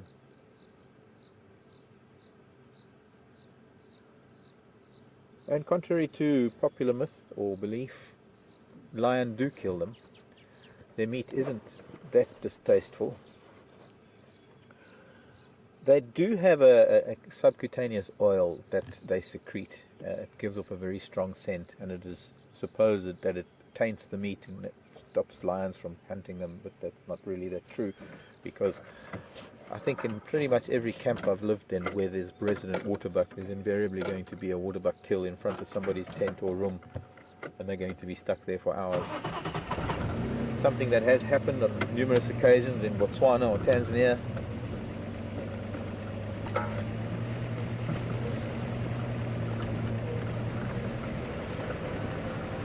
They might catch up with them. We're on a road that kind of loops around. I'm going to do a loop around, so we might catch up with them if they come out onto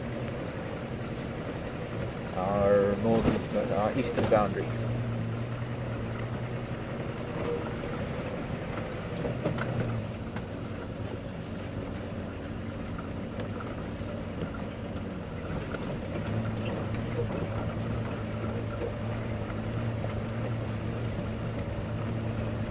There's a race for sunset.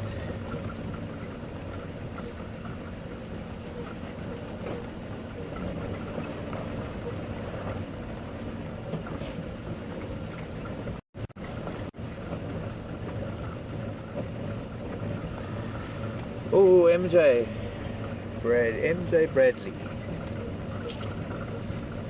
Hi MJ, nice to hear from you. Haven't seen you for, well, haven't seen MJ since she was visiting us here in South Africa. MJ asking what's my favorite bird and where is it found. Well, let's see. There's one. No, I better not go there. I'll get into trouble. I was thinking of there's Pam and Rose and Fabienne and well, yes, no. But my favorite feathered bird. favorite feathered bird. Gosh, that is really hard. The whole favorites thing is a hard thing because everything is my favorite. That which I'm with at the time is my favorite. I think I'll have to think about that one, MJ. If one had to say what's my favorite animal, I would think that it's the elephant, but it's not necessarily so, because it is my favorite. It is. I see a giraffe in our near future.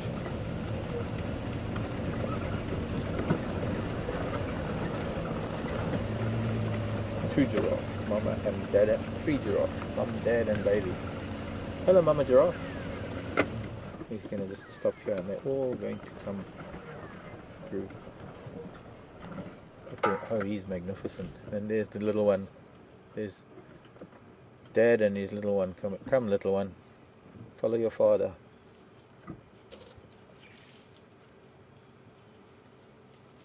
Oh, look, she's coming to say hello.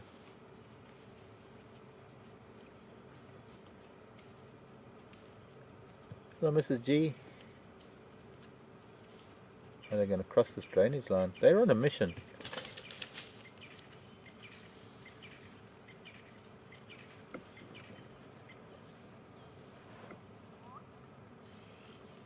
Maybe about a, I'd say 6-8 month old calf.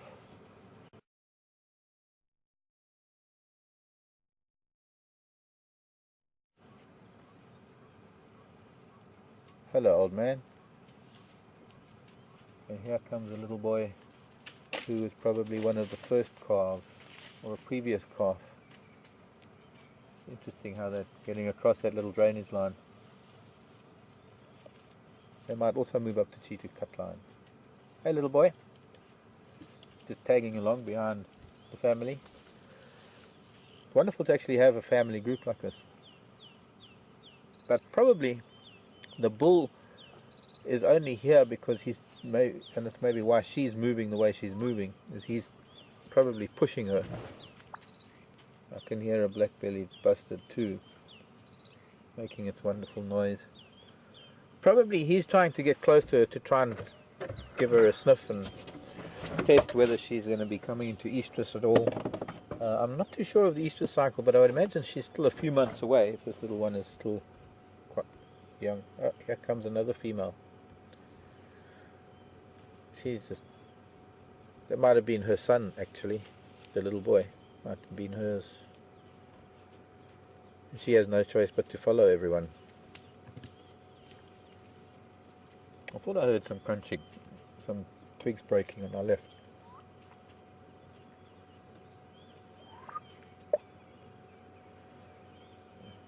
Very awkward going through this kind of terrain.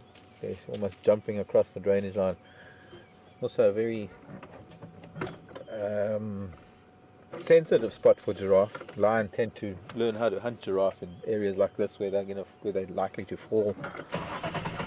But there's something on their agenda, and we're going to be, as I said, we're going to be doing a loop. Oh, they're browsing. Now they're turning to browse now. I'd love to stay with them, but they've moved. The bull and the other female have moved deeper in, and we're not going to see them. We can't see them anymore. Favorite bird? Okay. Probably maybe the black eagle or the Vero's eagle. I think maybe that could possibly be one of them. I haven't spent that much time with the crown eagle, but I think it's a bird as well. As an eagle person, the harpy eagle is probably the most majestic and just the most impressive eagle of all eagles. And one can't help but admire the fish eagle, Africa's king of the skies as he's known. The call of the fish eagle is so distinct, and it's almost synonymous with giraffe and zebra and lion and elephant as the sort of iconic feature of the African bushveld. So the fish eagle is another one. But then there are other birds, smaller birds, that are equally fascinating and the fork-tailed drongo, I think, for its tenacity, for its boldness, for its cheekiness, and for being the comic of the feathered world, I think the fork-tailed drongo, as you mentioned there. Oh, hello. Wait, you're going the wrong way, dude. Come, I'll whisper in your ear.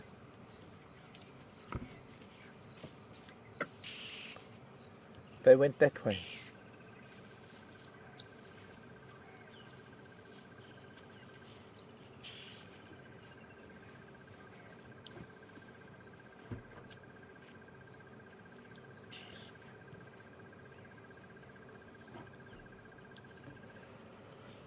Ah, somebody loves giraffes. Hot giraffes on Twitter. At what age do young male giraffes leave the family group? I think he's looking for them maybe too. And if there are more, there could be more. Lots of the oxpeckers on him. Hot giraffe loves giraffes. I will tail him. Tail that tail. Put a tail on him. Hot giraffe's question. What age? I think about 2, I reckon. I don't know, I can't remember. I think probably about 2 years old. 3 years old.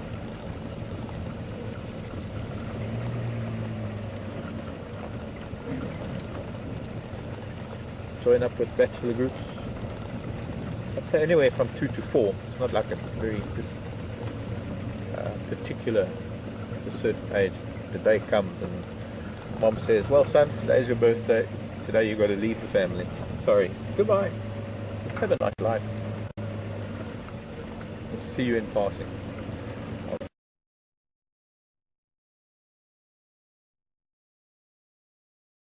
Trees.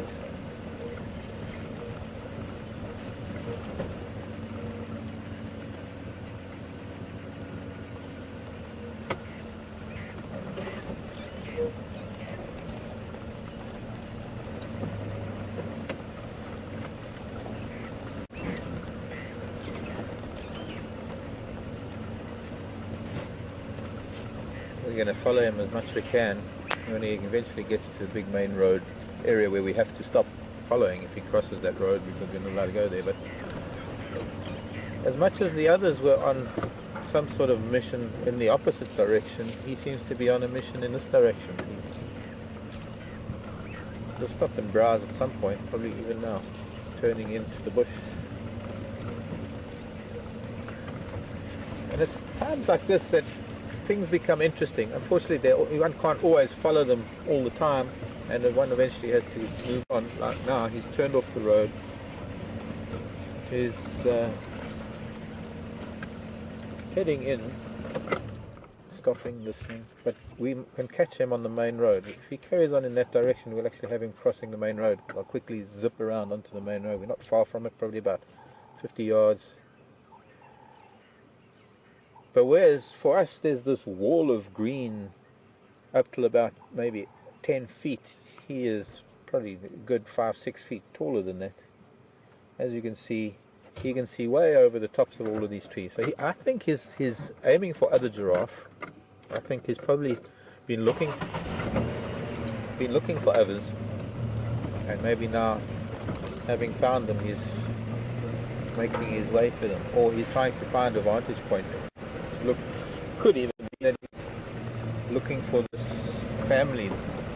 Now stopped just on the edge of the main road, and it's very open there, so he's looking up and down. Let me just try and get there to watch him come out.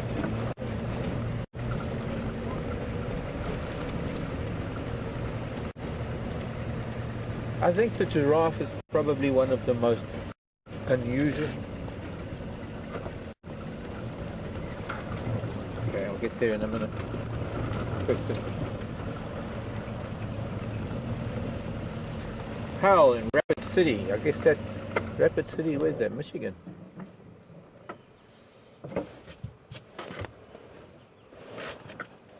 Hal wanting to know if these are Rothschild giraffe. No, Hal, they are not. Rothschild giraffe only occur in a little area of Kenya, up near Nairobi. A place called Giraffe Manor that breeds and that has Rothschild giraffe. It's a lovely guest house just outside Nairobi, out towards Karen, the Langata Road. Giraffe Manor, where they've been raising Rothschild giraffe for decades. Aha, moving back a little bit. Definitely looking for giraffe. Just try and roll back. This is the southern giraffe. There are several different types of giraffe. Down here south, I'd say south of the entire southern Africa, we have known as the southern giraffe, and quite interestingly, a variety of different patterns that you can find within the same herd of giraffe in the same group.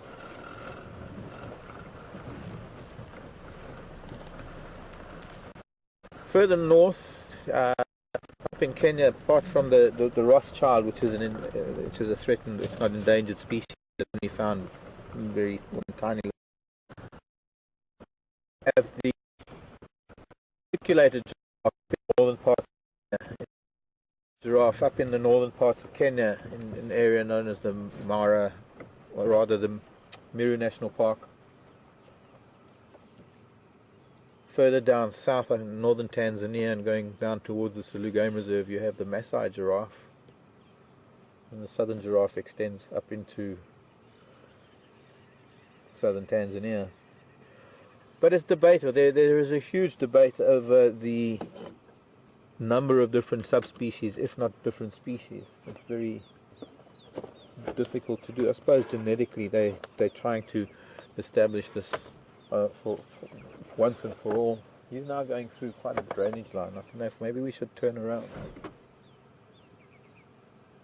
Maybe come out at Twin Dams even. It's quite likely. I hope we get a signal. I think we'll just turn around. I'd like to watch and see where he goes. We don't get to spend very much time with giraffe. And they're incredible creatures. When you think about it, there's animals that can reach just under 20 feet tall,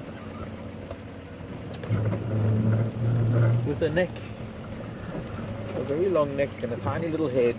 You know, might as well be mammals answer to dinosaurs, or if the mammals answer to the brontosaurus.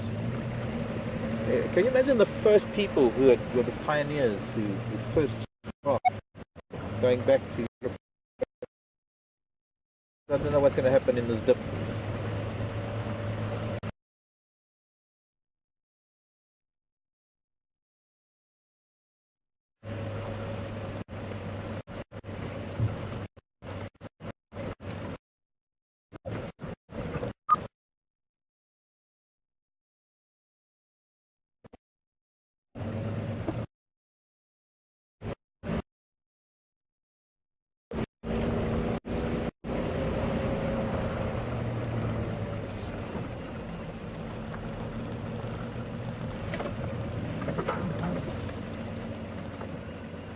Well, he's given up his search and he is browsing.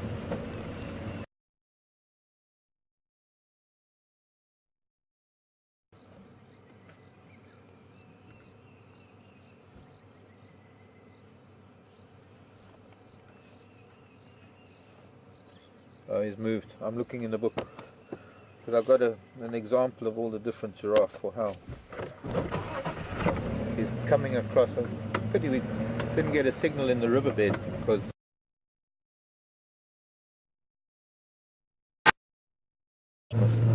but he's coming up towards Twin Dams and towards these mud wallows. Maybe he'll go and drink. Maybe he'll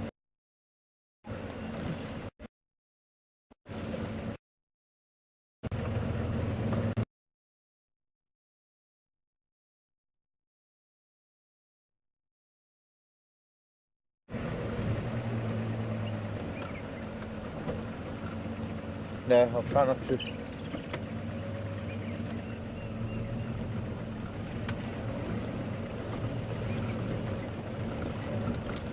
I think there might be a bit of rain, might be a drizzle. Probably.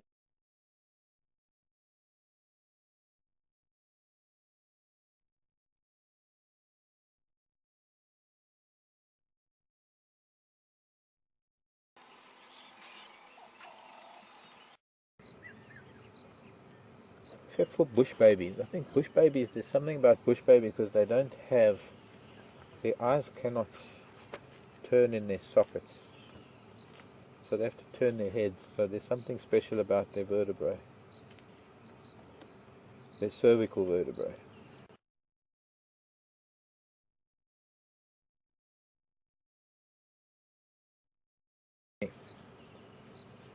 If I'm lucky, I'll be able to find you some giraffe vertebra, especially cervical vertebra. I know where there was a kill many years ago. There might still be some vertebrae lying around. Would be interesting to see.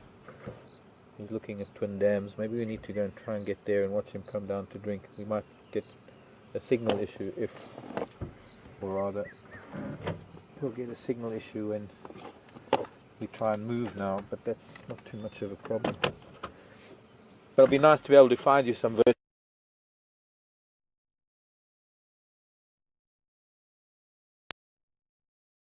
Buffalo skull right here.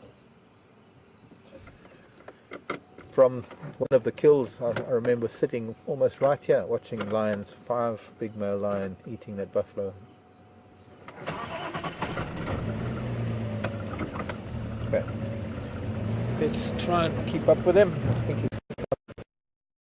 maybe.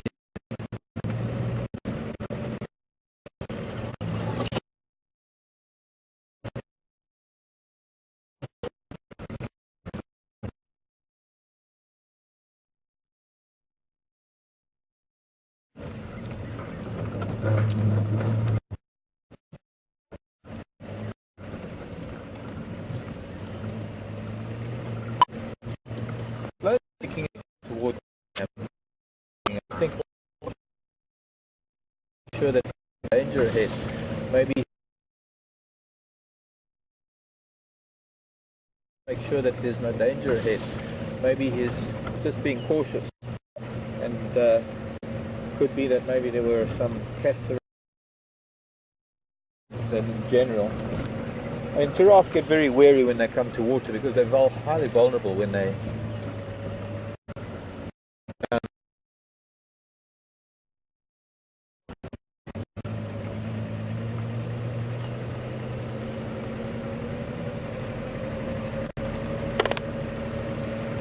Speaking of drinking.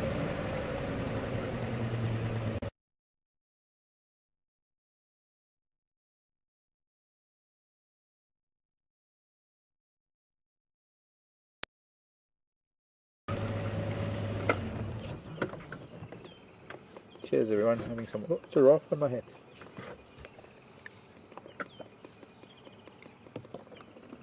Speaking of drinking, thirsty. Been a long day. So get my head out of the way.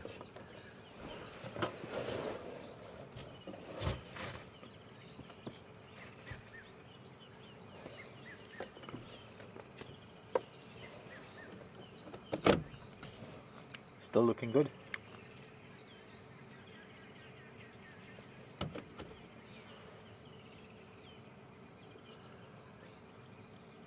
Those bulges that you see above his eyes on his forehead are calcium deposits. They, for the size of animal that they are, and for the size of the bones that they have, their body has to produce a lot of calcium to maintain bone strength. And over years, you get these calcium deposits that build up on the forehead. Can be a sign, not can be, but it is a sign of age. I mean, this is a bull in his prime. Age-wise, I couldn't tell you. It'd be nice to look at his teeth and see how worn they are.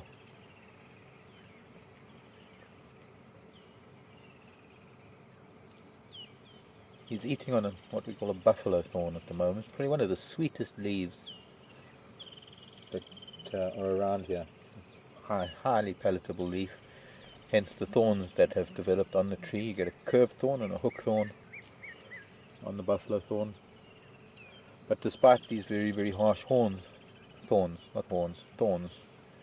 He's able to wrap his tongue and his lips around them, and he'll press the branch against his palate with his tongue and strip all the leaves, and the thorns won't even affect him.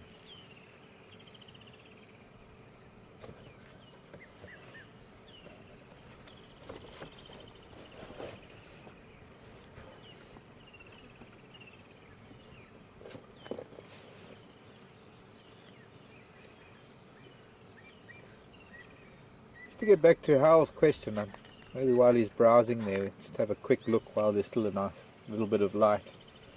Just want to give you an idea of all the different giraffe patterns that we get, all the different subspecies throughout the continent. 3, 6, 9. This is sort of 12 different patterns on these giraffe.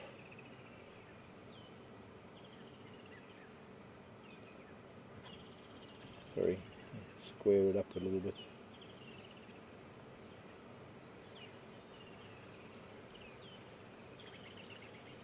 This is the reticulated. The reticulated giraffe up in northern Kenya is very distinct. Rothschild this would be Rothschild here, if I'm not mistaken. Let's see, that is number P4. No, CA7. Where is the key to that?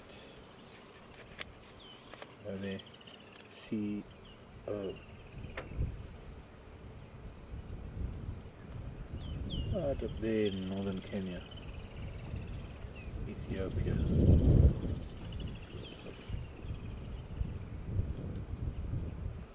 And that would be Cotonia. Yebo.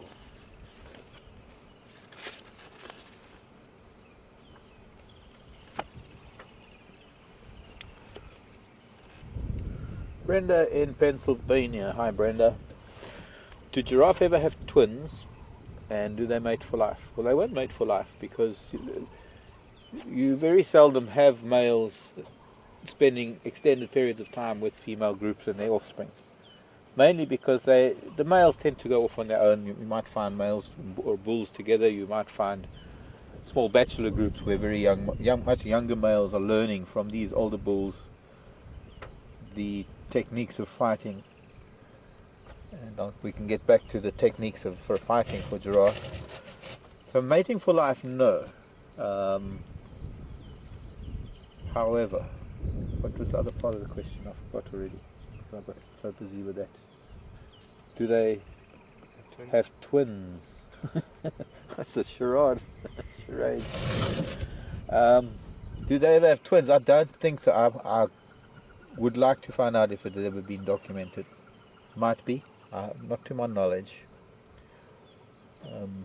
The division of resources and the carrying two would be quite a thing for a female. Plus, they would both be born very, very small and very vulnerable.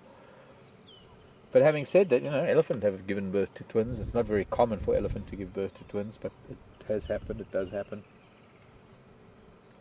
He's now looking at a bunch of impala that are coming down to the open patch just above Twin Dam itself. And we'll leave him to feed on this buffalo thorn for a little bit. Unfortunately, the cloud won the race for sunset. When we looked at that lovely sky earlier, it was almost exactly half-half where the sun was setting. From the sunset to the north was all cloud, and from the sunset south was going to be was what appeared to be blue sky on the way. And unfortunately, the cloud won because there's a little bit of a glow towards the west, but not as the spectacular sunset that I thought there would be. And well, tomorrow's another day for a sunset, but we have had this wonderful opportunity to spend time following him, and we haven't finished yet. I want to see, he's going to go to the water. The impala are all coming down to the water, and I think he will feel, as long as the impala are around, he will feel a lot safer in going to the water because he's got a lot more eyes around. And there was zebra too. We're getting everybody coming in. So what I'm going to do is we're going to leave him browsing on that buffalo thorn, and I'm going to try and get up here on the damn wall.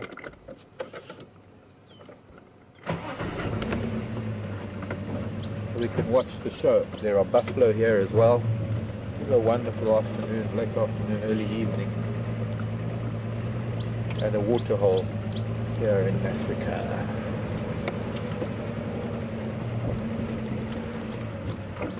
It might be difficult to watch him approach, but how level is that? Yeah?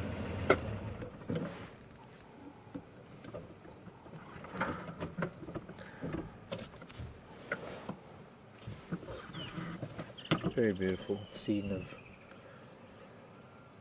peaceful scene. Everybody's just doing their own thing. Safety in numbers. The impala have come out, zebra have come out, giraffe. I hope we'll see that there are a number of, yep, he's looking this way. Number of other things around that make him feel a lot safer. You often find giraffe and zebra together. They complement each other when it comes to danger. They're not in competition for the same food, so they don't need to worry about that. But the giraffe with his head above the trees can get a better idea of long distance danger, whereas the zebra are very well skilled in listening out for danger. They don't see as well as some of the other things do, like impala maybe, but zebra are pretty astute. They've got a good sense of smell, good sense of hearing. And sense of hearing can be very important when it comes to predation, or being aware of predators, because you're not necessarily listening for the predator, you're listening for other things reacting to the predator. There's actually so much happening here at the moment. The geese, or the gucks, the Egyptian geese, are swimming past the buffalo. There are impala rams sparring, two youngsters sparring next to the dam, the other side of the buffalo.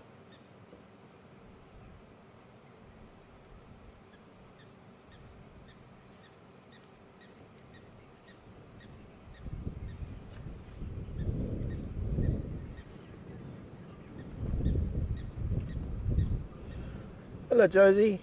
Josie sending a question on Twitter, wanting to know why zebra have not been domesticated.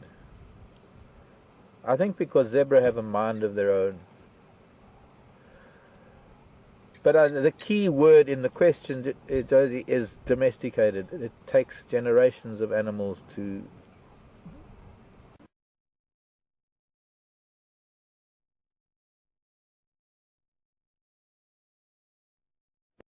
a zebra that have been raised by people and have become quite accepting of humans. A little bit.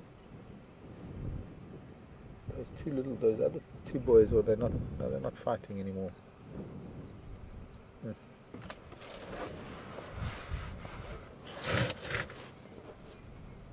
I think it took a long time for horses to be domesticated, or to accept domestication. But gosh, I don't really know. It's not something we could really ascertain with any certainty. It's just that they, despite the fact that they've been hand reared and they're accustomed to people and they appear tame, and I don't like you use the word tame, I'll use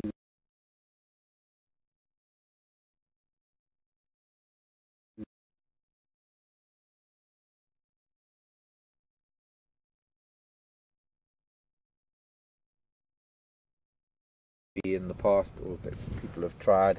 And there's an ancient black and white photograph of an ox wagon that had about, I don't know, maybe half a dozen to a dozen zebras spanned in as though they were a horse-drawn carriage, or sort of multi-horse-drawn carriage.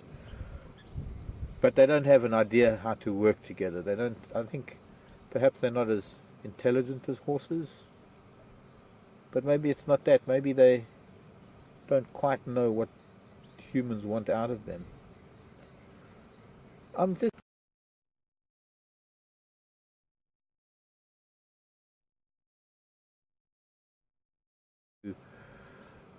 doing chores. They don't take to being beasts of burden. Sadly, it's a horrible term, I know, but that, I think, is the stallion. Not I think, it is the stallion. He's very alert. He's heard something. I was talking about hearing, and it's not necessarily the predator, but it's the sound of birds either alarming, or the sound of crickets that stop singing, the sound of maybe twigs snapping. There are a number of sounds that can alert an animal to the presence of a predator. But it's in particular, it's the alarm calls that other animals make. And so hearing is a very, very important sense when it comes to not being eaten. He who senses the predator first is the first one to get away, and the least likely to be caught. And if you're the one giving off the alarm call, and you're the one that sees it, you can be sure that the predator's not going to go for you, because the element of surprise is on it.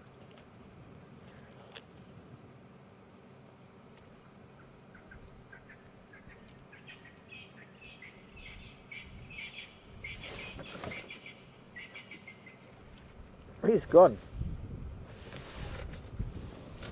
I haven't noticed, but our giraffe has, maybe he's moved around those bushes. But he seems to have moved off.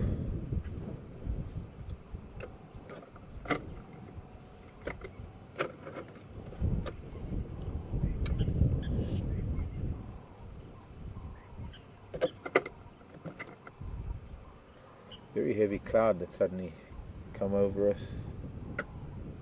Actually moving away. Going to dump a bit of water.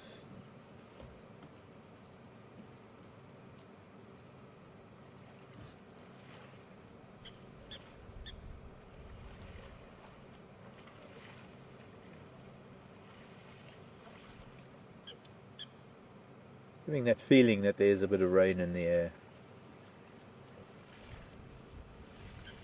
A lovely zebra foal there. I wonder if they're going to drink.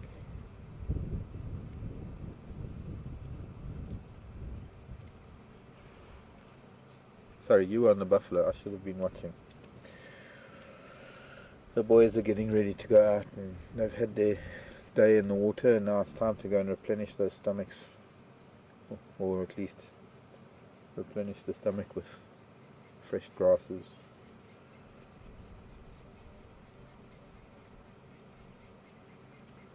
One of the reasons why animals get very nervous in wind and stormy weather is because that sense is then no, you can't hear a thing anymore, and or rather you can't hear those subtle sounds.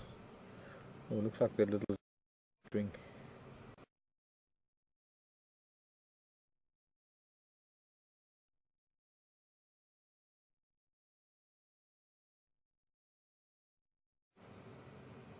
And this weather is turning a little bit, and they are far less relaxed than they were.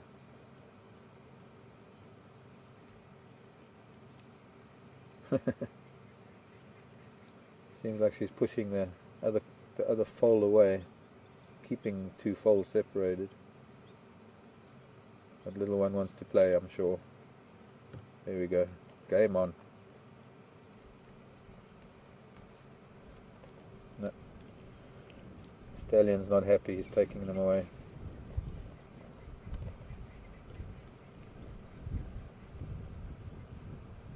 That could be something coming this way.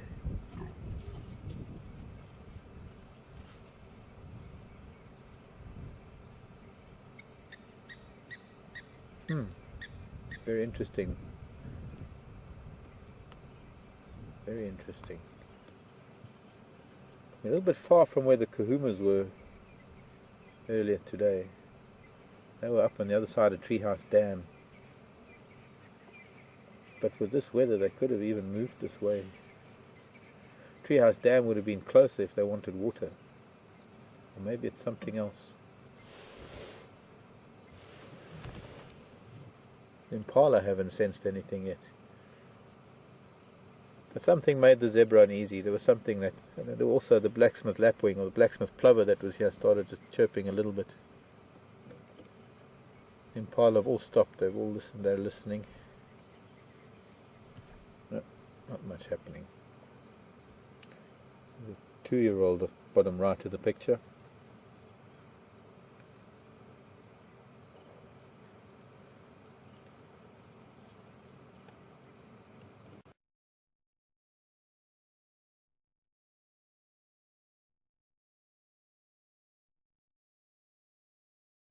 The zebra were looking, and that's why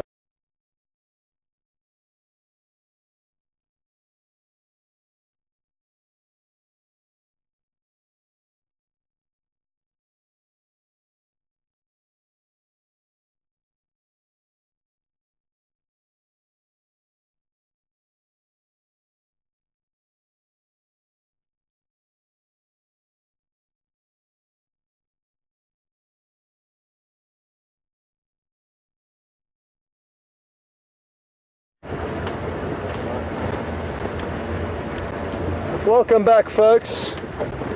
Sadly, we don't have too much to report. Just been looking around for any signs of excitement or action, and haven't seen much. But it is that time of the evening when hopefully the nocturnal animals have started to stretch their legs and think about getting active again, so we're hoping to bump into something.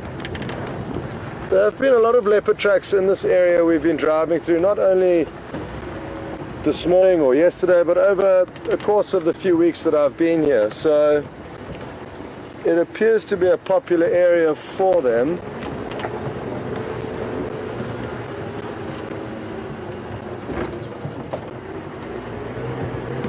And we're hoping to get lucky. But I've got to spend some park and some giraffe. I heard it was a very pretty sighting, and just the fact that Mark managed to fix the vehicle is a great thing. So all in all, I'm happy with that situation.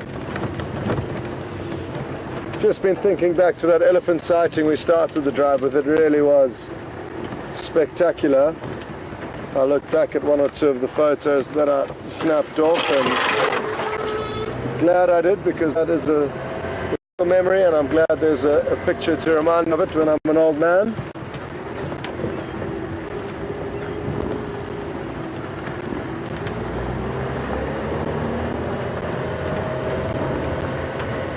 Now, Nadav, the cameraman, has got an interesting equipment that he's an old man.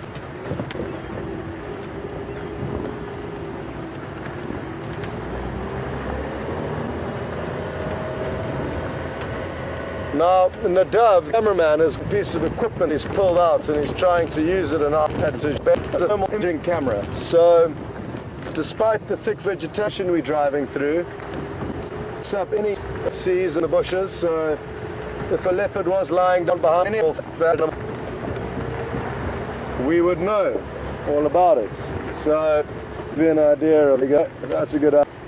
So, again, an example of how the advanced made us out. The other night when we were driving home, Nadav managed to see some wildebeest, a herd of elephants that we would have otherwise had no idea they were there. So, really cool piece of equipment that.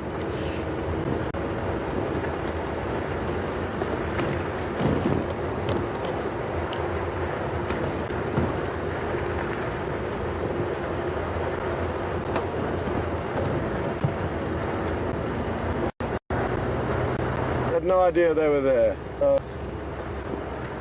Really cool piece of equipment.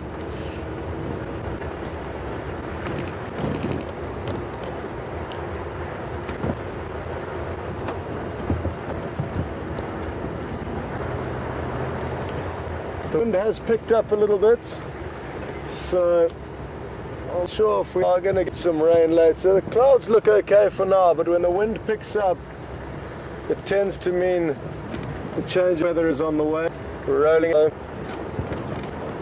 don't think for now it's just us getting back to the camp where we stay maybe become a problem. All part of the adventure though.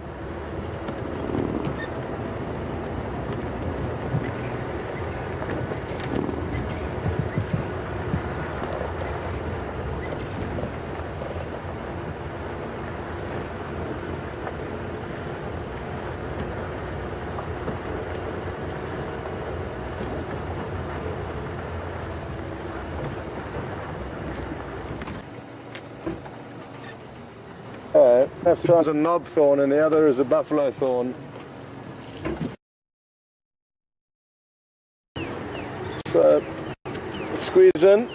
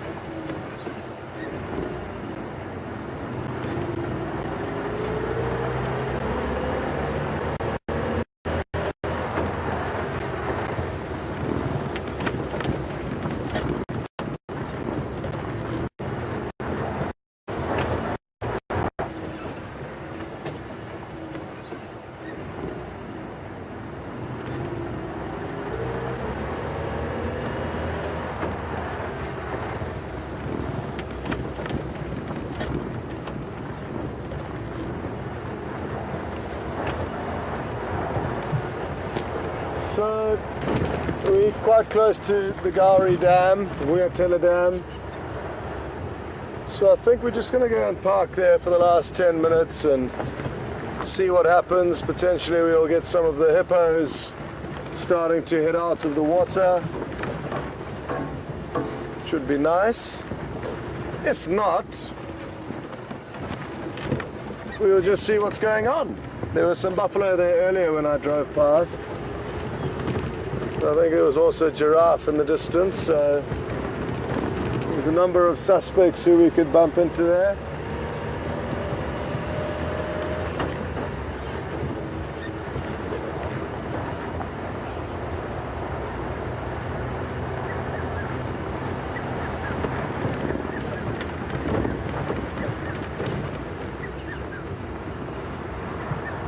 There's a red-chested cuckoo calling very aggressively all of a sudden, non-stop, one call after the other.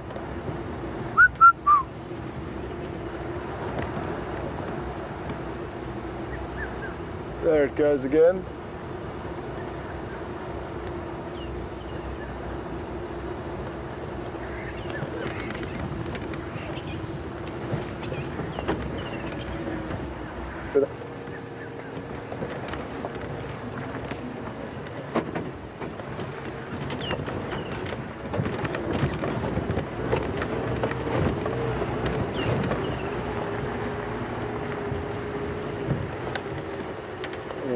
Got a bit of a problem here, guys, and that I would like to try and what I'm going to do is I'm going to carry on driving past the dam because it appears like the hippo have already left, so we may as well use this time to look for something else.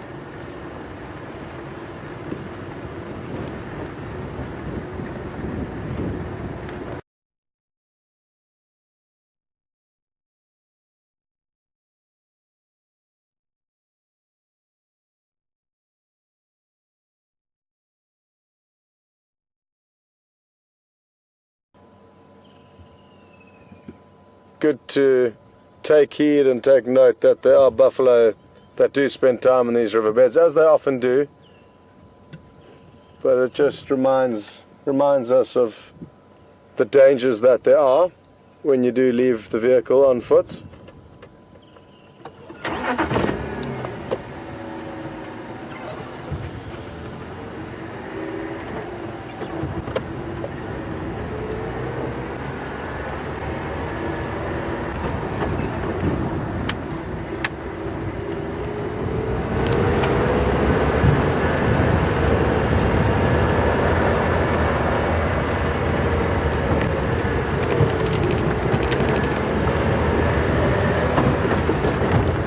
Well folks, the good news is that as of tomorrow, both myself and Mark will be out on the morning drives and the afternoon drives, so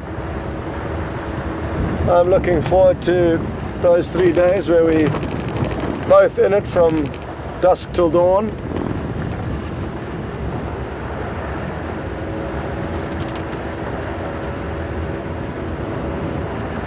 So just to remind some of you who may not have heard or are new with us, from Monday to Thursday we will only have one of us out in the morning, and then Friday, Saturday and Sunday it'll be both Mark and myself out every morning and every afternoon. So a little bit of a change there. Now we've got 5 minutes to try and find a chameleon, and I am scanning the bushes, and the plan is, for those of you who joined us recently, somebody earlier asked if we could try and find a chameleon. They then asked about how they camouflage, how much they can change color. Now, the way to see them changing color would be during the day, but the best time to find them is at night with the help of these spotlights. So by find at night we can return in the morning to the same bush, and we're trying to film it during the day and just monitor how much they do change color. Ideally we'd be able to see one hunting, that would be really cool, but not into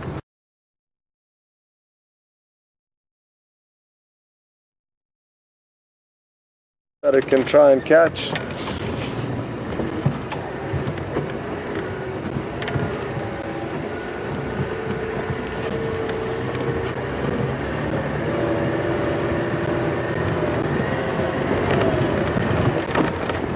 It's a bizarre thing that it's easier to spot chameleons at night than during the daytime, but basically what you're looking for is a slightly different shade in what would otherwise be a uniformly colored bush. So typically most of the vegetation out here is a uniform green color, be it light green or dark green, and the chameleon will typically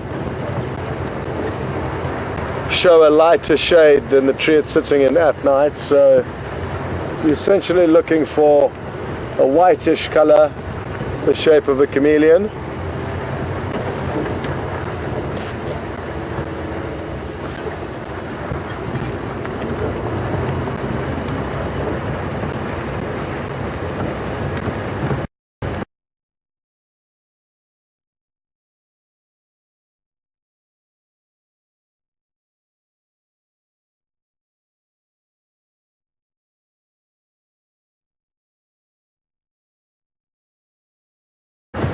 Brenda in Pennsylvania, thank you Alex in the control. Right, so we might be able to spot some on our way out, and that way show you first thing in the morning.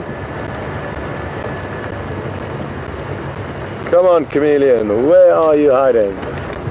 It's funny, some nights you drive and you can see like 4 or 5 within a very short stretch of road, but as that's the bush and that's how it is out here, it can be the same for all the animals we see. You go through stages when around every corner you come you get lucky, and others when things are a little bit more quiet.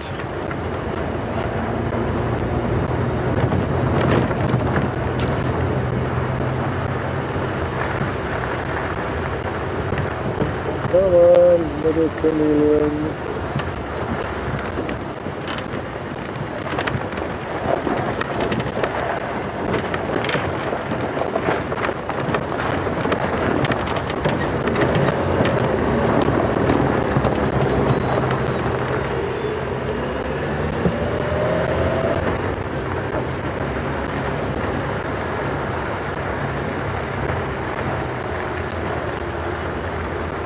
Well folks, thanks very much for joining us this afternoon, and for those of you who were here from the start of the drive, well, I hope you thoroughly enjoyed that elephant sighting, because I really did. My best elephant sighting with adults since I've been here on Djuma, working with Wild Earth, and already have a list of memorable sightings, but that is up at the top there. And like I Mark had some technical difficulties with Jigger early on, which is a pity, so glad that he managed to get that up and running. It's nothing major. So as of tomorrow, like I said, we'll both be on the morning drive, and we look forward to exploring this beautiful wilderness with you.